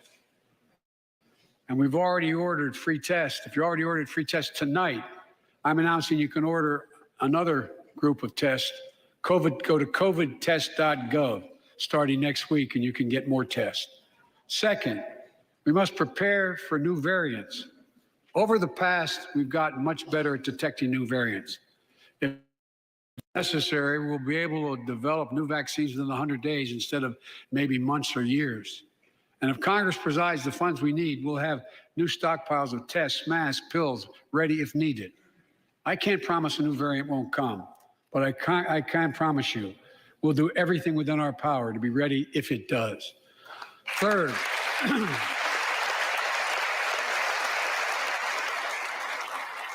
we can end the shutdown of schools and businesses. We have the tools we need. It's time for America to get back to work and fill our great downtowns again with people. People working from home can feel safe and begin to return to their offices. We're doing that here in the federal government. The vast majority of federal workers will once again work in person. Our schools are open. Let's keep it that way. Our kids need to be in school.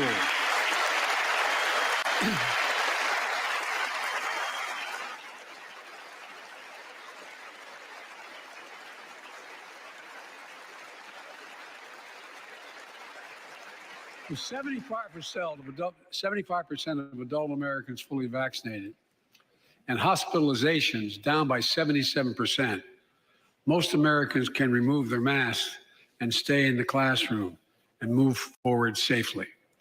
We achieved this because we provided free vaccines, treatments, tests, and masks.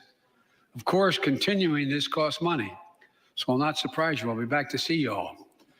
And I'm going to soon send a request to Congress. The vast majority of Americans had used these tools and may want again. We may need them again, so I expect Congress, and I hope you'll pass that quickly. Fourth, we'll continue vaccinating the world. We've sent 475 million vaccine doses to 112 countries, more than any nation on earth. We won't stop because you can't build a wall high enough to keep out a vaccine. The vaccine can stop the spread of these diseases. You know, we've lost so much in COVID-19. Time with one another. The worst of all, the much loss of life. Let's use this moment to reset. So stop looking at COVID as a partisan dividing line. See it for what it is, a god-awful disease. Let's stop seeing each other as enemies and start seeing each other for who we are, fellow Americans. Look,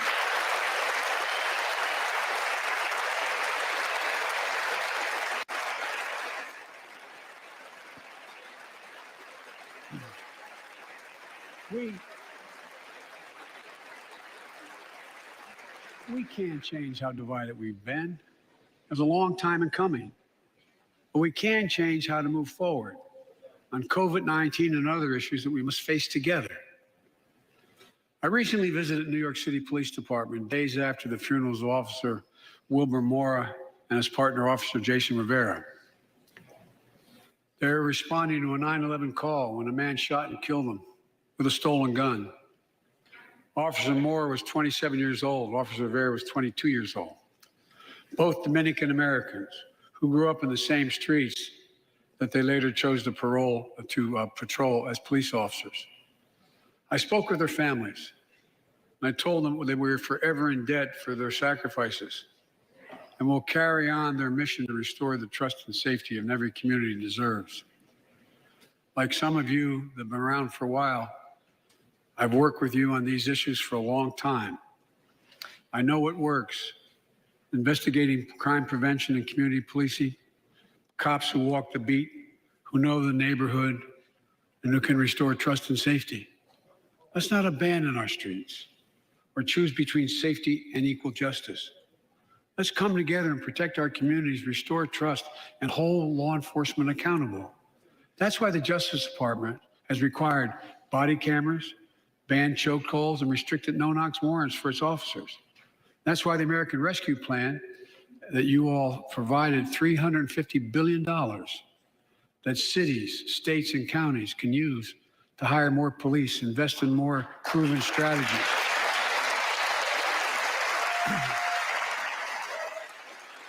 Proven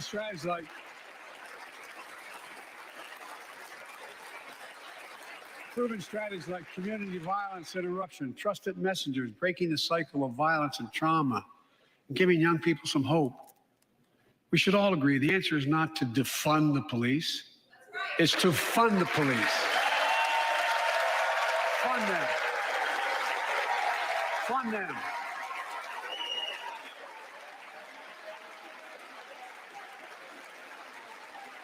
Fund them with resources and training. Resources and training they need to protect our communities. I ask Democrats and Republicans alike to pass my budget and keep our neighborhoods safe. And we'll do everything in my power to crack down on gun trafficking, of ghost guns that you can buy online, assemble at home, no serial numbers, can't be traced, I asked Congress to pass proven measures to reduce gun violence, pass universal background checks. Why should anyone on the terrorist list be able to purchase a weapon? Why? Why? And folks, ban assault weapons with high-capacity magazines hold up to 100 rounds. You think the deer are wearing Kevlar vests? Look, repeal the liability shield. It makes gun manufacturers the only industry in America that can't be sued. The only one. Imagine had we done that with the tobacco manufacturers. These laws don't infringe on the Second Amendment. They save lives. The most fundamental right in America is the right to vote and have it counted. And look, it's under assault. In state after state, new laws have been passed. Not only to suppress the vote, we've been there before, but to subvert the entire election. We can't let this happen. Tonight, I call on the Senate to pass the Freedom to Vote Act, pass the John Lewis Act, Voting Rights Act.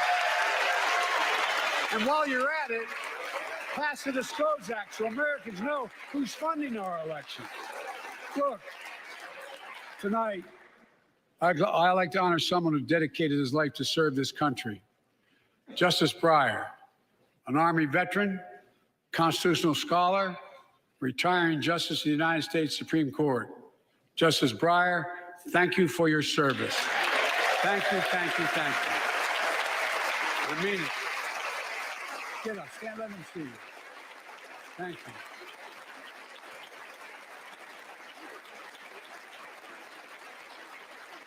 And we all know, no matter what your ideology, we all know one of the most serious constitutional responsibility a president has is nominating someone to serve on the United States Supreme Court. As I did 4 days ago, I've nominated the Circuit Court of Appeals, Ketanji Brown Jackson, one of our nation's top legal minds, who continue in Justice Breyer's legacy of excellence. A former top litigator in private practice, a former federal public defender, from a family of public school educators and police officers. She's a consensus builder. Since she's been nominated, she's received a broad range of support, including the Fraternal Order of Police and former judges supported by Democrats and Republicans. Folks, if we're to advance liberty and justice, we need to secure our border and fix the immigration system.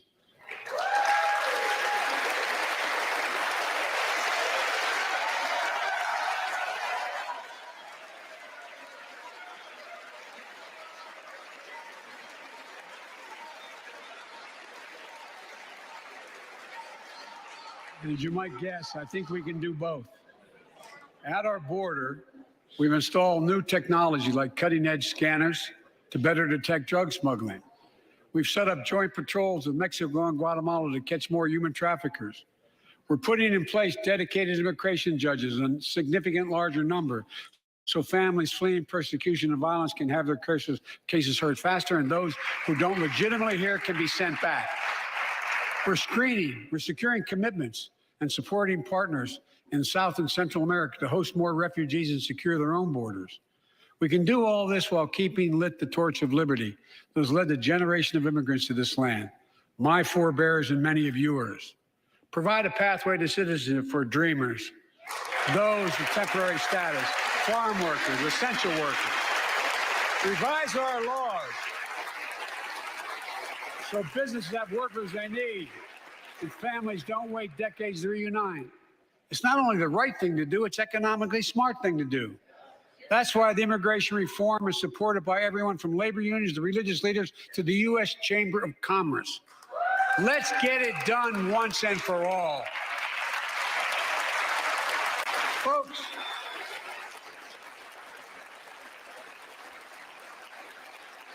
advancing liberty and justice also requires protecting the rights of women. The constitutional right affirmed by Roe v. Wade, standing precedent for half a century, is under attack as never before. If you want to go forward, not backwards, we must protect access to health care, preserve a woman's right to choose, and continue to advance maternal health care for all Americans. And folks, for our LGBTQ plus Americans, let's finally get the Bipartisan Equality Act to my desk. The onslaught of state laws targeting transgender Americans and their families, it's simply wrong. And I've said last year, especially to our younger transgender Americans, I'll always have your back as your president so you can be yourself and reach your God-given potential. Folks,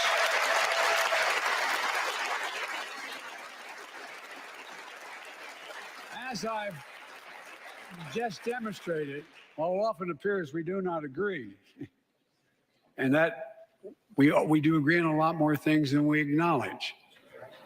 I signed 80 bipartisan bills into law last year, from preventing government shutdowns, protecting Asian Americans from still too common hate crimes, to reforming military justice, and will soon be strengthening the Violence Against Women Act that I first wrote 3 decades ago. And it's important. It's important for us to show the nation we can come together and do big things. So tonight I'm offering a unity agenda for the nation. 4 big things we can do together, in my view. First, beat the opioid epidemic. There's so much we can do. Increase funding for prevention, treatment, harm reduction, and recovery. Get rid of outdated rules and stop doctors that stop doctors from prescribing treatments. Stop the flow of illicit drugs by working with state and local law enforcement to go after the traffickers. And if you're suffering from addiction, you should know you're not alone. I believe in recovery, and I celebrate the 23 million Americans in recovery.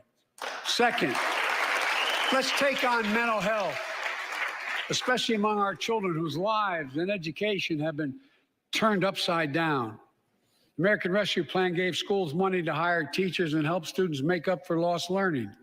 I urge every parent to make sure your school does just that. Have the money. We can all play a part. Sign up to be a tutor or a mentor. Children were also struggling before the pandemic, bullying, violence, trauma, and the harms of social media.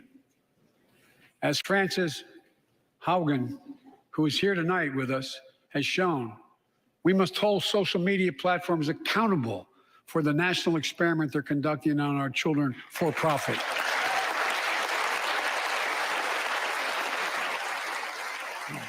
Folks,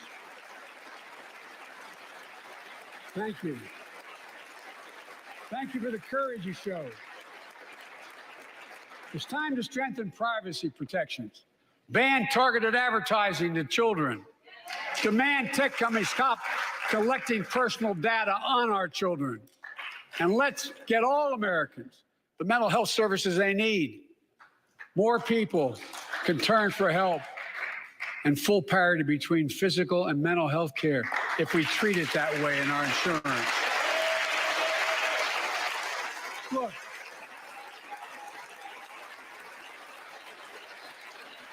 the third piece of that agenda is support our veterans. Veterans are the backbone and the spine of this country. They're the best of us. I've always believed that we have a sacred obligation to equip those we send to war and care for those and their family when they come home. My administration is providing assistance in job training, housing, and now helping lower-income veterans get VA care debt-free. And our troops in Iraq and Afghanistan have faced many dangers, one being stationed at bases breathing in toxic smoke from burn pits. Many of you have been there. I've been in and out of Iraq and Afghanistan over 40 times. These burn pits that incinerate waste, the waste of war, medical and hazardous material, jet fuel, and so much more. And they come home, many of the world's fittest and best trained warriors in the world. Never the same. Headaches, numbness, dizziness. a cancer that would put them in a flag-draped coffin. I know. One of those soldiers was my son, Major Bo Biden. I don't know for sure if the burn pit that he lived near, that his hooch was near in Iraq and earlier than that in Kosovo, is the cause of his brain cancer, the disease of so many other troops. But I am committed to find out everything we can, committed to military families like Danielle Robinson from Ohio, the widow of Sergeant First Class Heath Robinson. He was born a soldier, Army National Guard, combat medic in Kosovo and Iraq, stationed near Baghdad, just yards from burn pits the size of football fields. Danielle is here with us tonight. They loved going to Ohio State football games.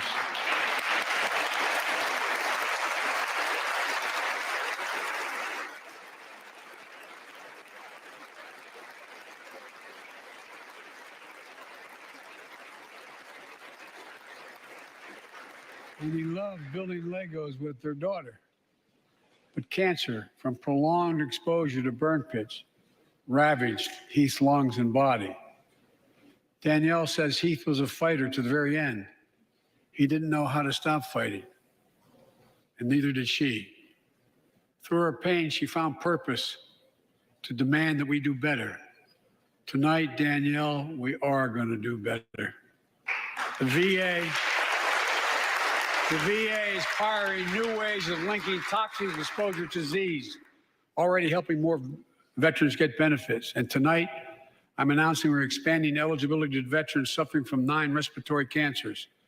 I'm also calling on Congress to pass a law to make sure veterans devastated by toxic exposure in Iraq and Afghanistan finally get the benefits of the comprehensive health care they deserve.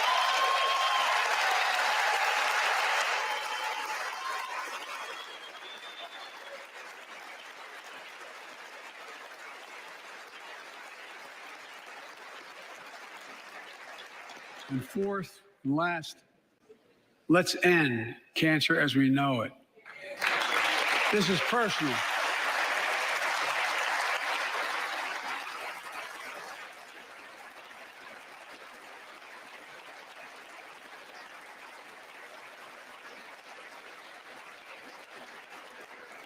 This is personal to me and to Jill and to Kamala and so many of you. So many of you have lost someone you love. Husband, wife, son, daughter, mom, dad. Cancer is the #2 cause of death in America, second only to heart disease.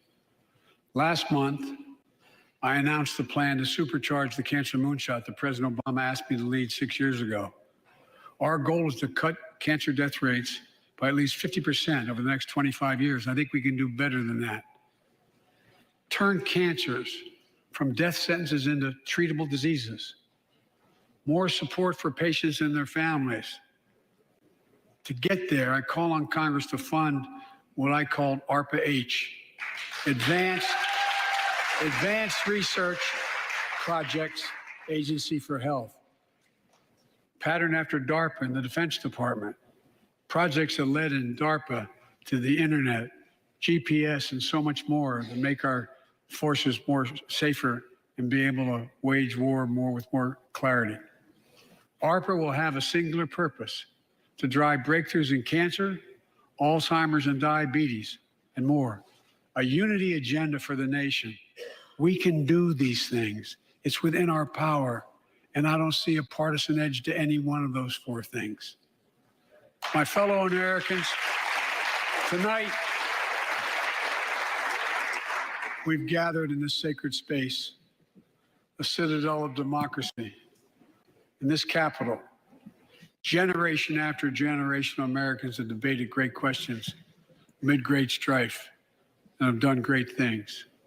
We fought for freedom, expanded liberty, debated totalitarianism and terror. We built the strongest, freest, and most prosperous nation the world has ever known. Now is the hour, our moment of responsibility, our test of resolve and conscience, of history itself. It is in this moment that our character this generation is formed. Our purpose is found. Our future is forged. Well, I know this nation. We'll meet the test, protect freedom and liberty, expand fairness and opportunity, and we will save democracy. As hard as those times have been, I'm more optimistic about America today than I've been my whole life, because I see the future that's within our grasp, because I know there's simply nothing beyond our capacity. We're the only nation on earth that has always turned every crisis we faced into an opportunity. The only nation that can be defined by a single word: possibilities. So on this night, on our 245th year as a nation, I've come to report on the state of the nation, the State of the Union. And my report is this: the State of the Union is strong because you, the American people, are strong. We are stronger today. We are stronger today than we were a year ago. And we'll be stronger a year from now than we are today. This is our moment to meet and overcome the challenges of our time. And we will, as one people, one America, the United States of America. God bless you all, and may God protect our troops. Thank you. Go get him.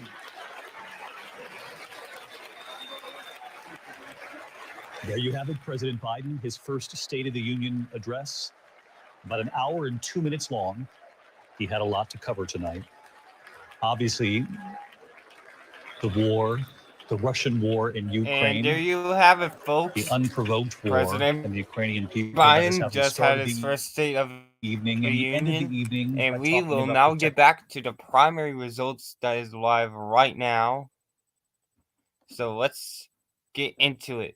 So going back to the primary elections. Since we were last here, Beto O'Rourke's lead continues to fall. He is now under 92. And he continues to fall, but he is still the projected winner. Joy Diaz takes back the second place lead, but it doesn't matter. Greg Abbott takes back wins, even though Alan West just takes the lead in the second place.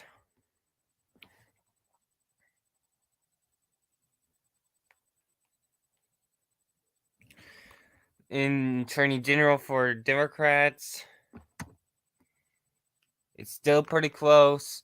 Garza looks like she is running away with this, but Mara Jolowski looks like they will move on. Back to Republican primary for Attorney General, George P. Bush. Last time we spoke, Guzman had a huge lead. Now George P. Bush has a lead. He is ahead of Guzman by 7,000 votes, or 0.7%. Last time we were here, Guzman was leading by 1.8. Gohmert's still sticking around there, but it is looking more like a Bush-Paxton runoff in May. Let's go over to Sutton, and it looks like George P. Bush has a lead in Kennedy County. Obviously, that does not matter because Kennedy County is the smallest county in Texas based on population. Gohmert is only leading in his district. Over here is Sterling County and Bush. Over in Lieutenant Governor for Democrats, it looks like it's going to be close between Beckley and Braley. Braley takes a huge lead back. We still don't have a call in the Lieutenant Governor's race for some reason.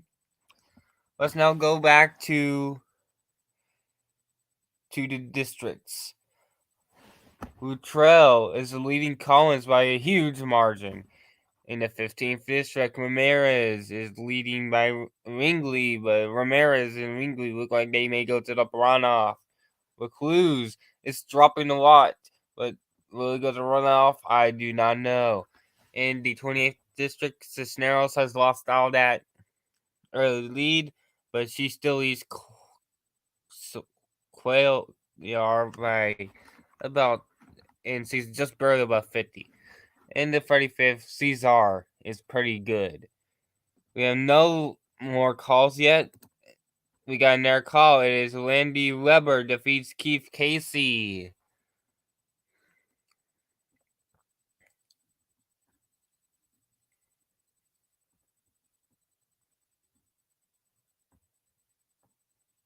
Van Taylor looking like he may go to runoff. But that's about it for right now. Like I said, Paxton looks like he may be moving on. Garza looks like she may be going on. And Abbott and O'Rourke will win their primaries. O'Rourke, huge. Abbott still continues to try to take away that. Abbott's goal tonight is 70%, it looks like. And he has 68.6%.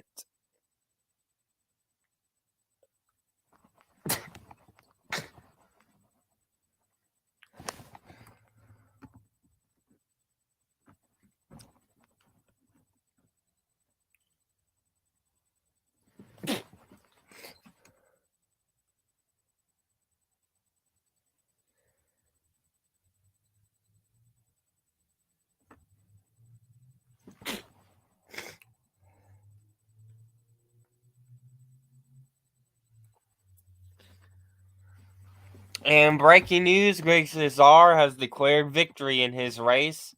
Looking at his race, it's the 35th. He leads. He's well above 50. It looks like he will become the winner.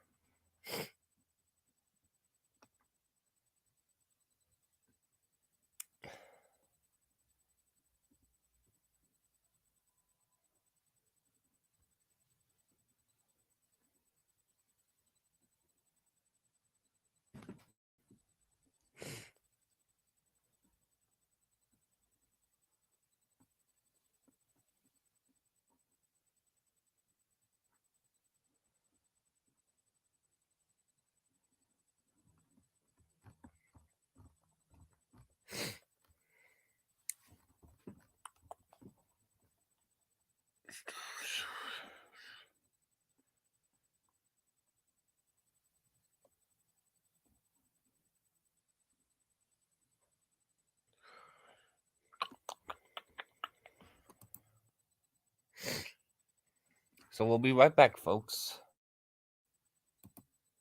And for the memes, let's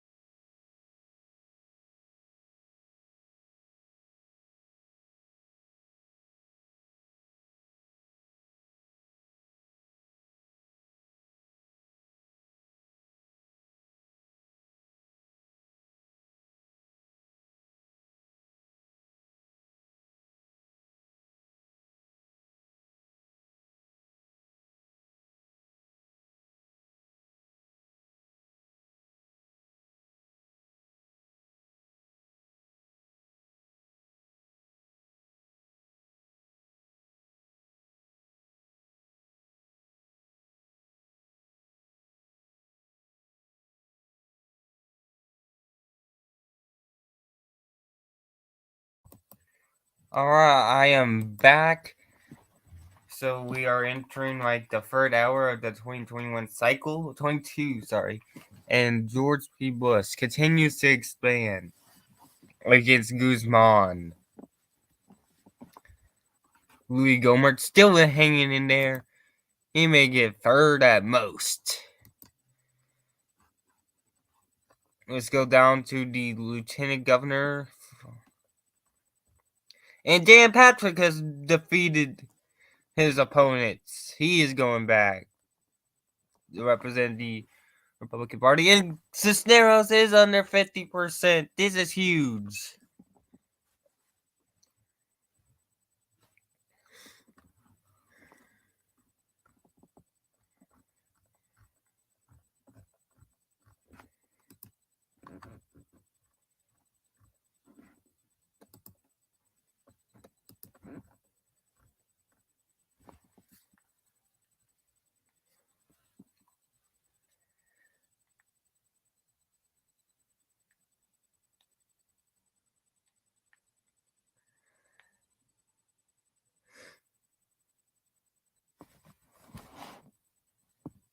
Oh, the first non-Beto County.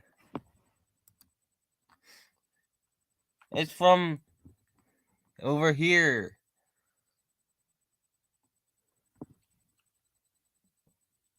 Seriously? Alright, it's just initial results, but wow, alright.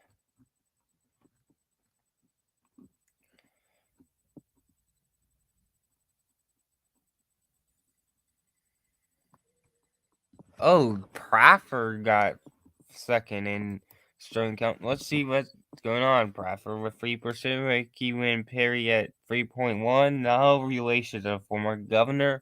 Horn at 1.2. Belu at 0.06, 0.6, and Harrison at 0.5.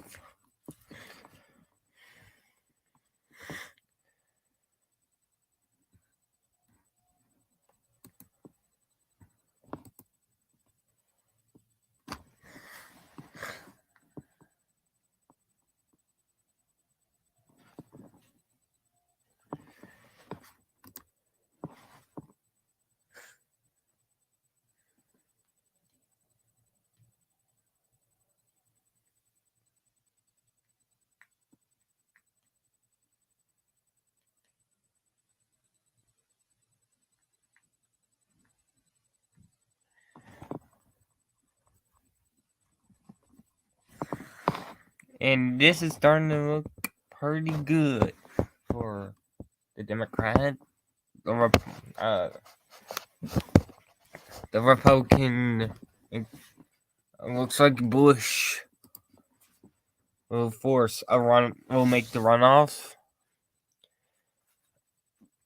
He leads by 15,000 votes ahead of Evo Guzman.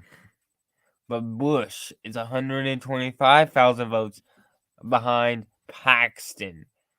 But combined, all the candidates, Paxton is behind all the candidates. It is Bush who is getting the advantage. 225,000 votes. That's Guzman and Gohmert and others. So Paxton is currently lucky that it is split.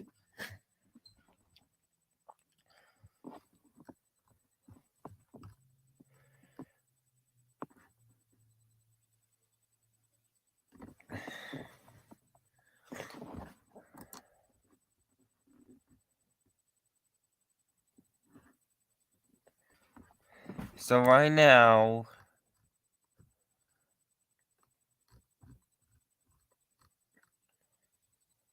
and Guzman continues to lose votes, lose points. It is now 16,000 votes between Bush and Guzman.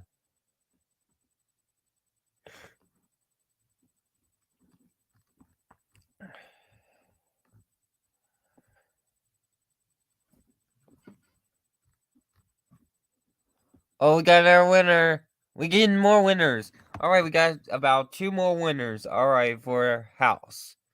Beth Van Line will win her race, and Pete Sessions will win his.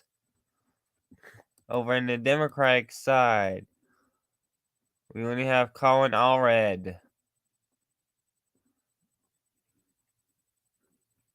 and John Heyer.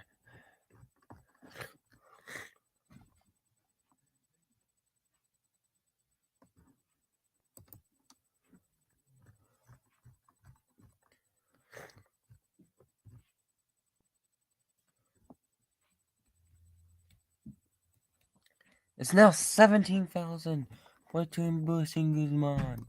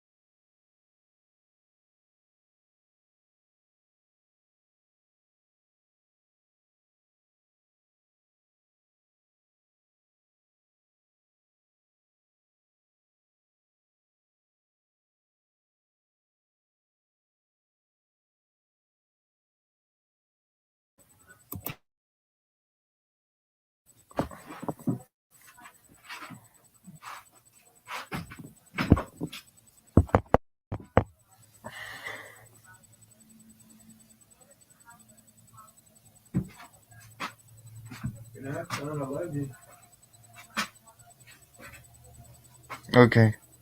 Hey, how long did it take you to get home this evening? Um. Oh.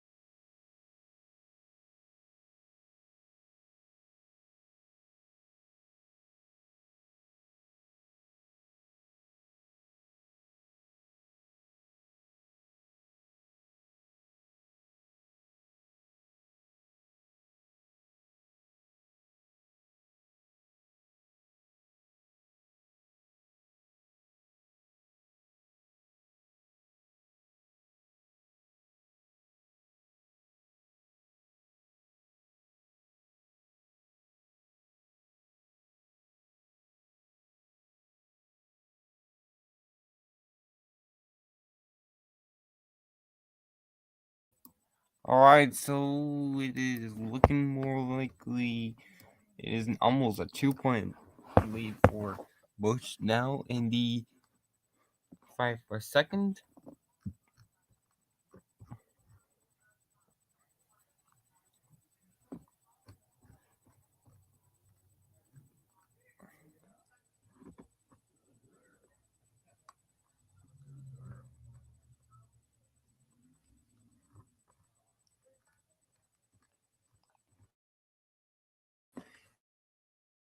And we are still waiting on sauce. So waiting on these some of the races here.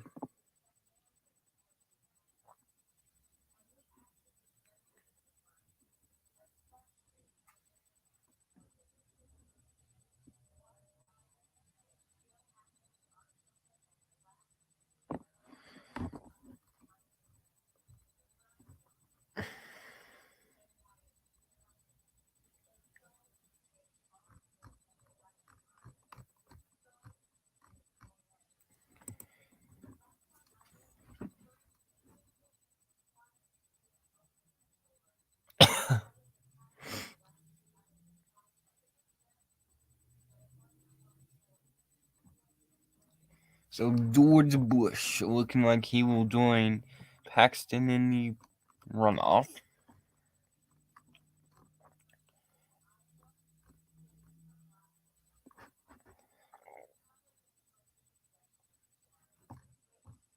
And we are about to end the stream in about 15 minutes or so.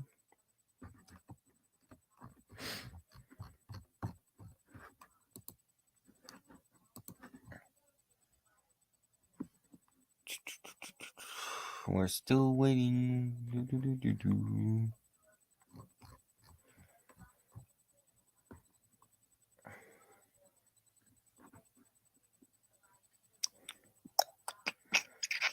Oh, more votes. Paxton continues. He's ahead by 20,000 votes.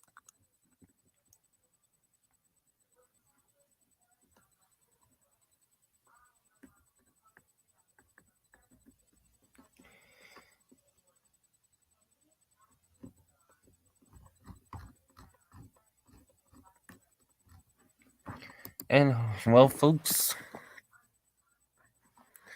that's the end of the stream. I'm going to bed. I will have updates tomorrow on the SNS podcast as well as my analysis of the State of the Union.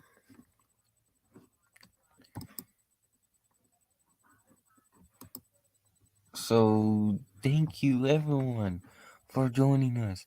Thank you for a great start to this primary year. Again, the too early to call races are Attorney General Democratic primary, too early to call. Republican primary, Attorney General, too early to call. It's now a 2-point lead for Bush. Too early to call for Lieutenant Governor Democratic primary. Too early to call for most House races.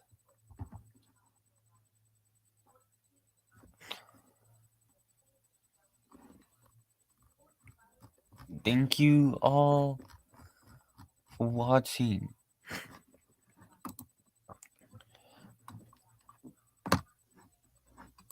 And I will leave off. And I'll see you guys next. Primaries are in May. It's a long time from now, but it is still. I'll see you guys live in May.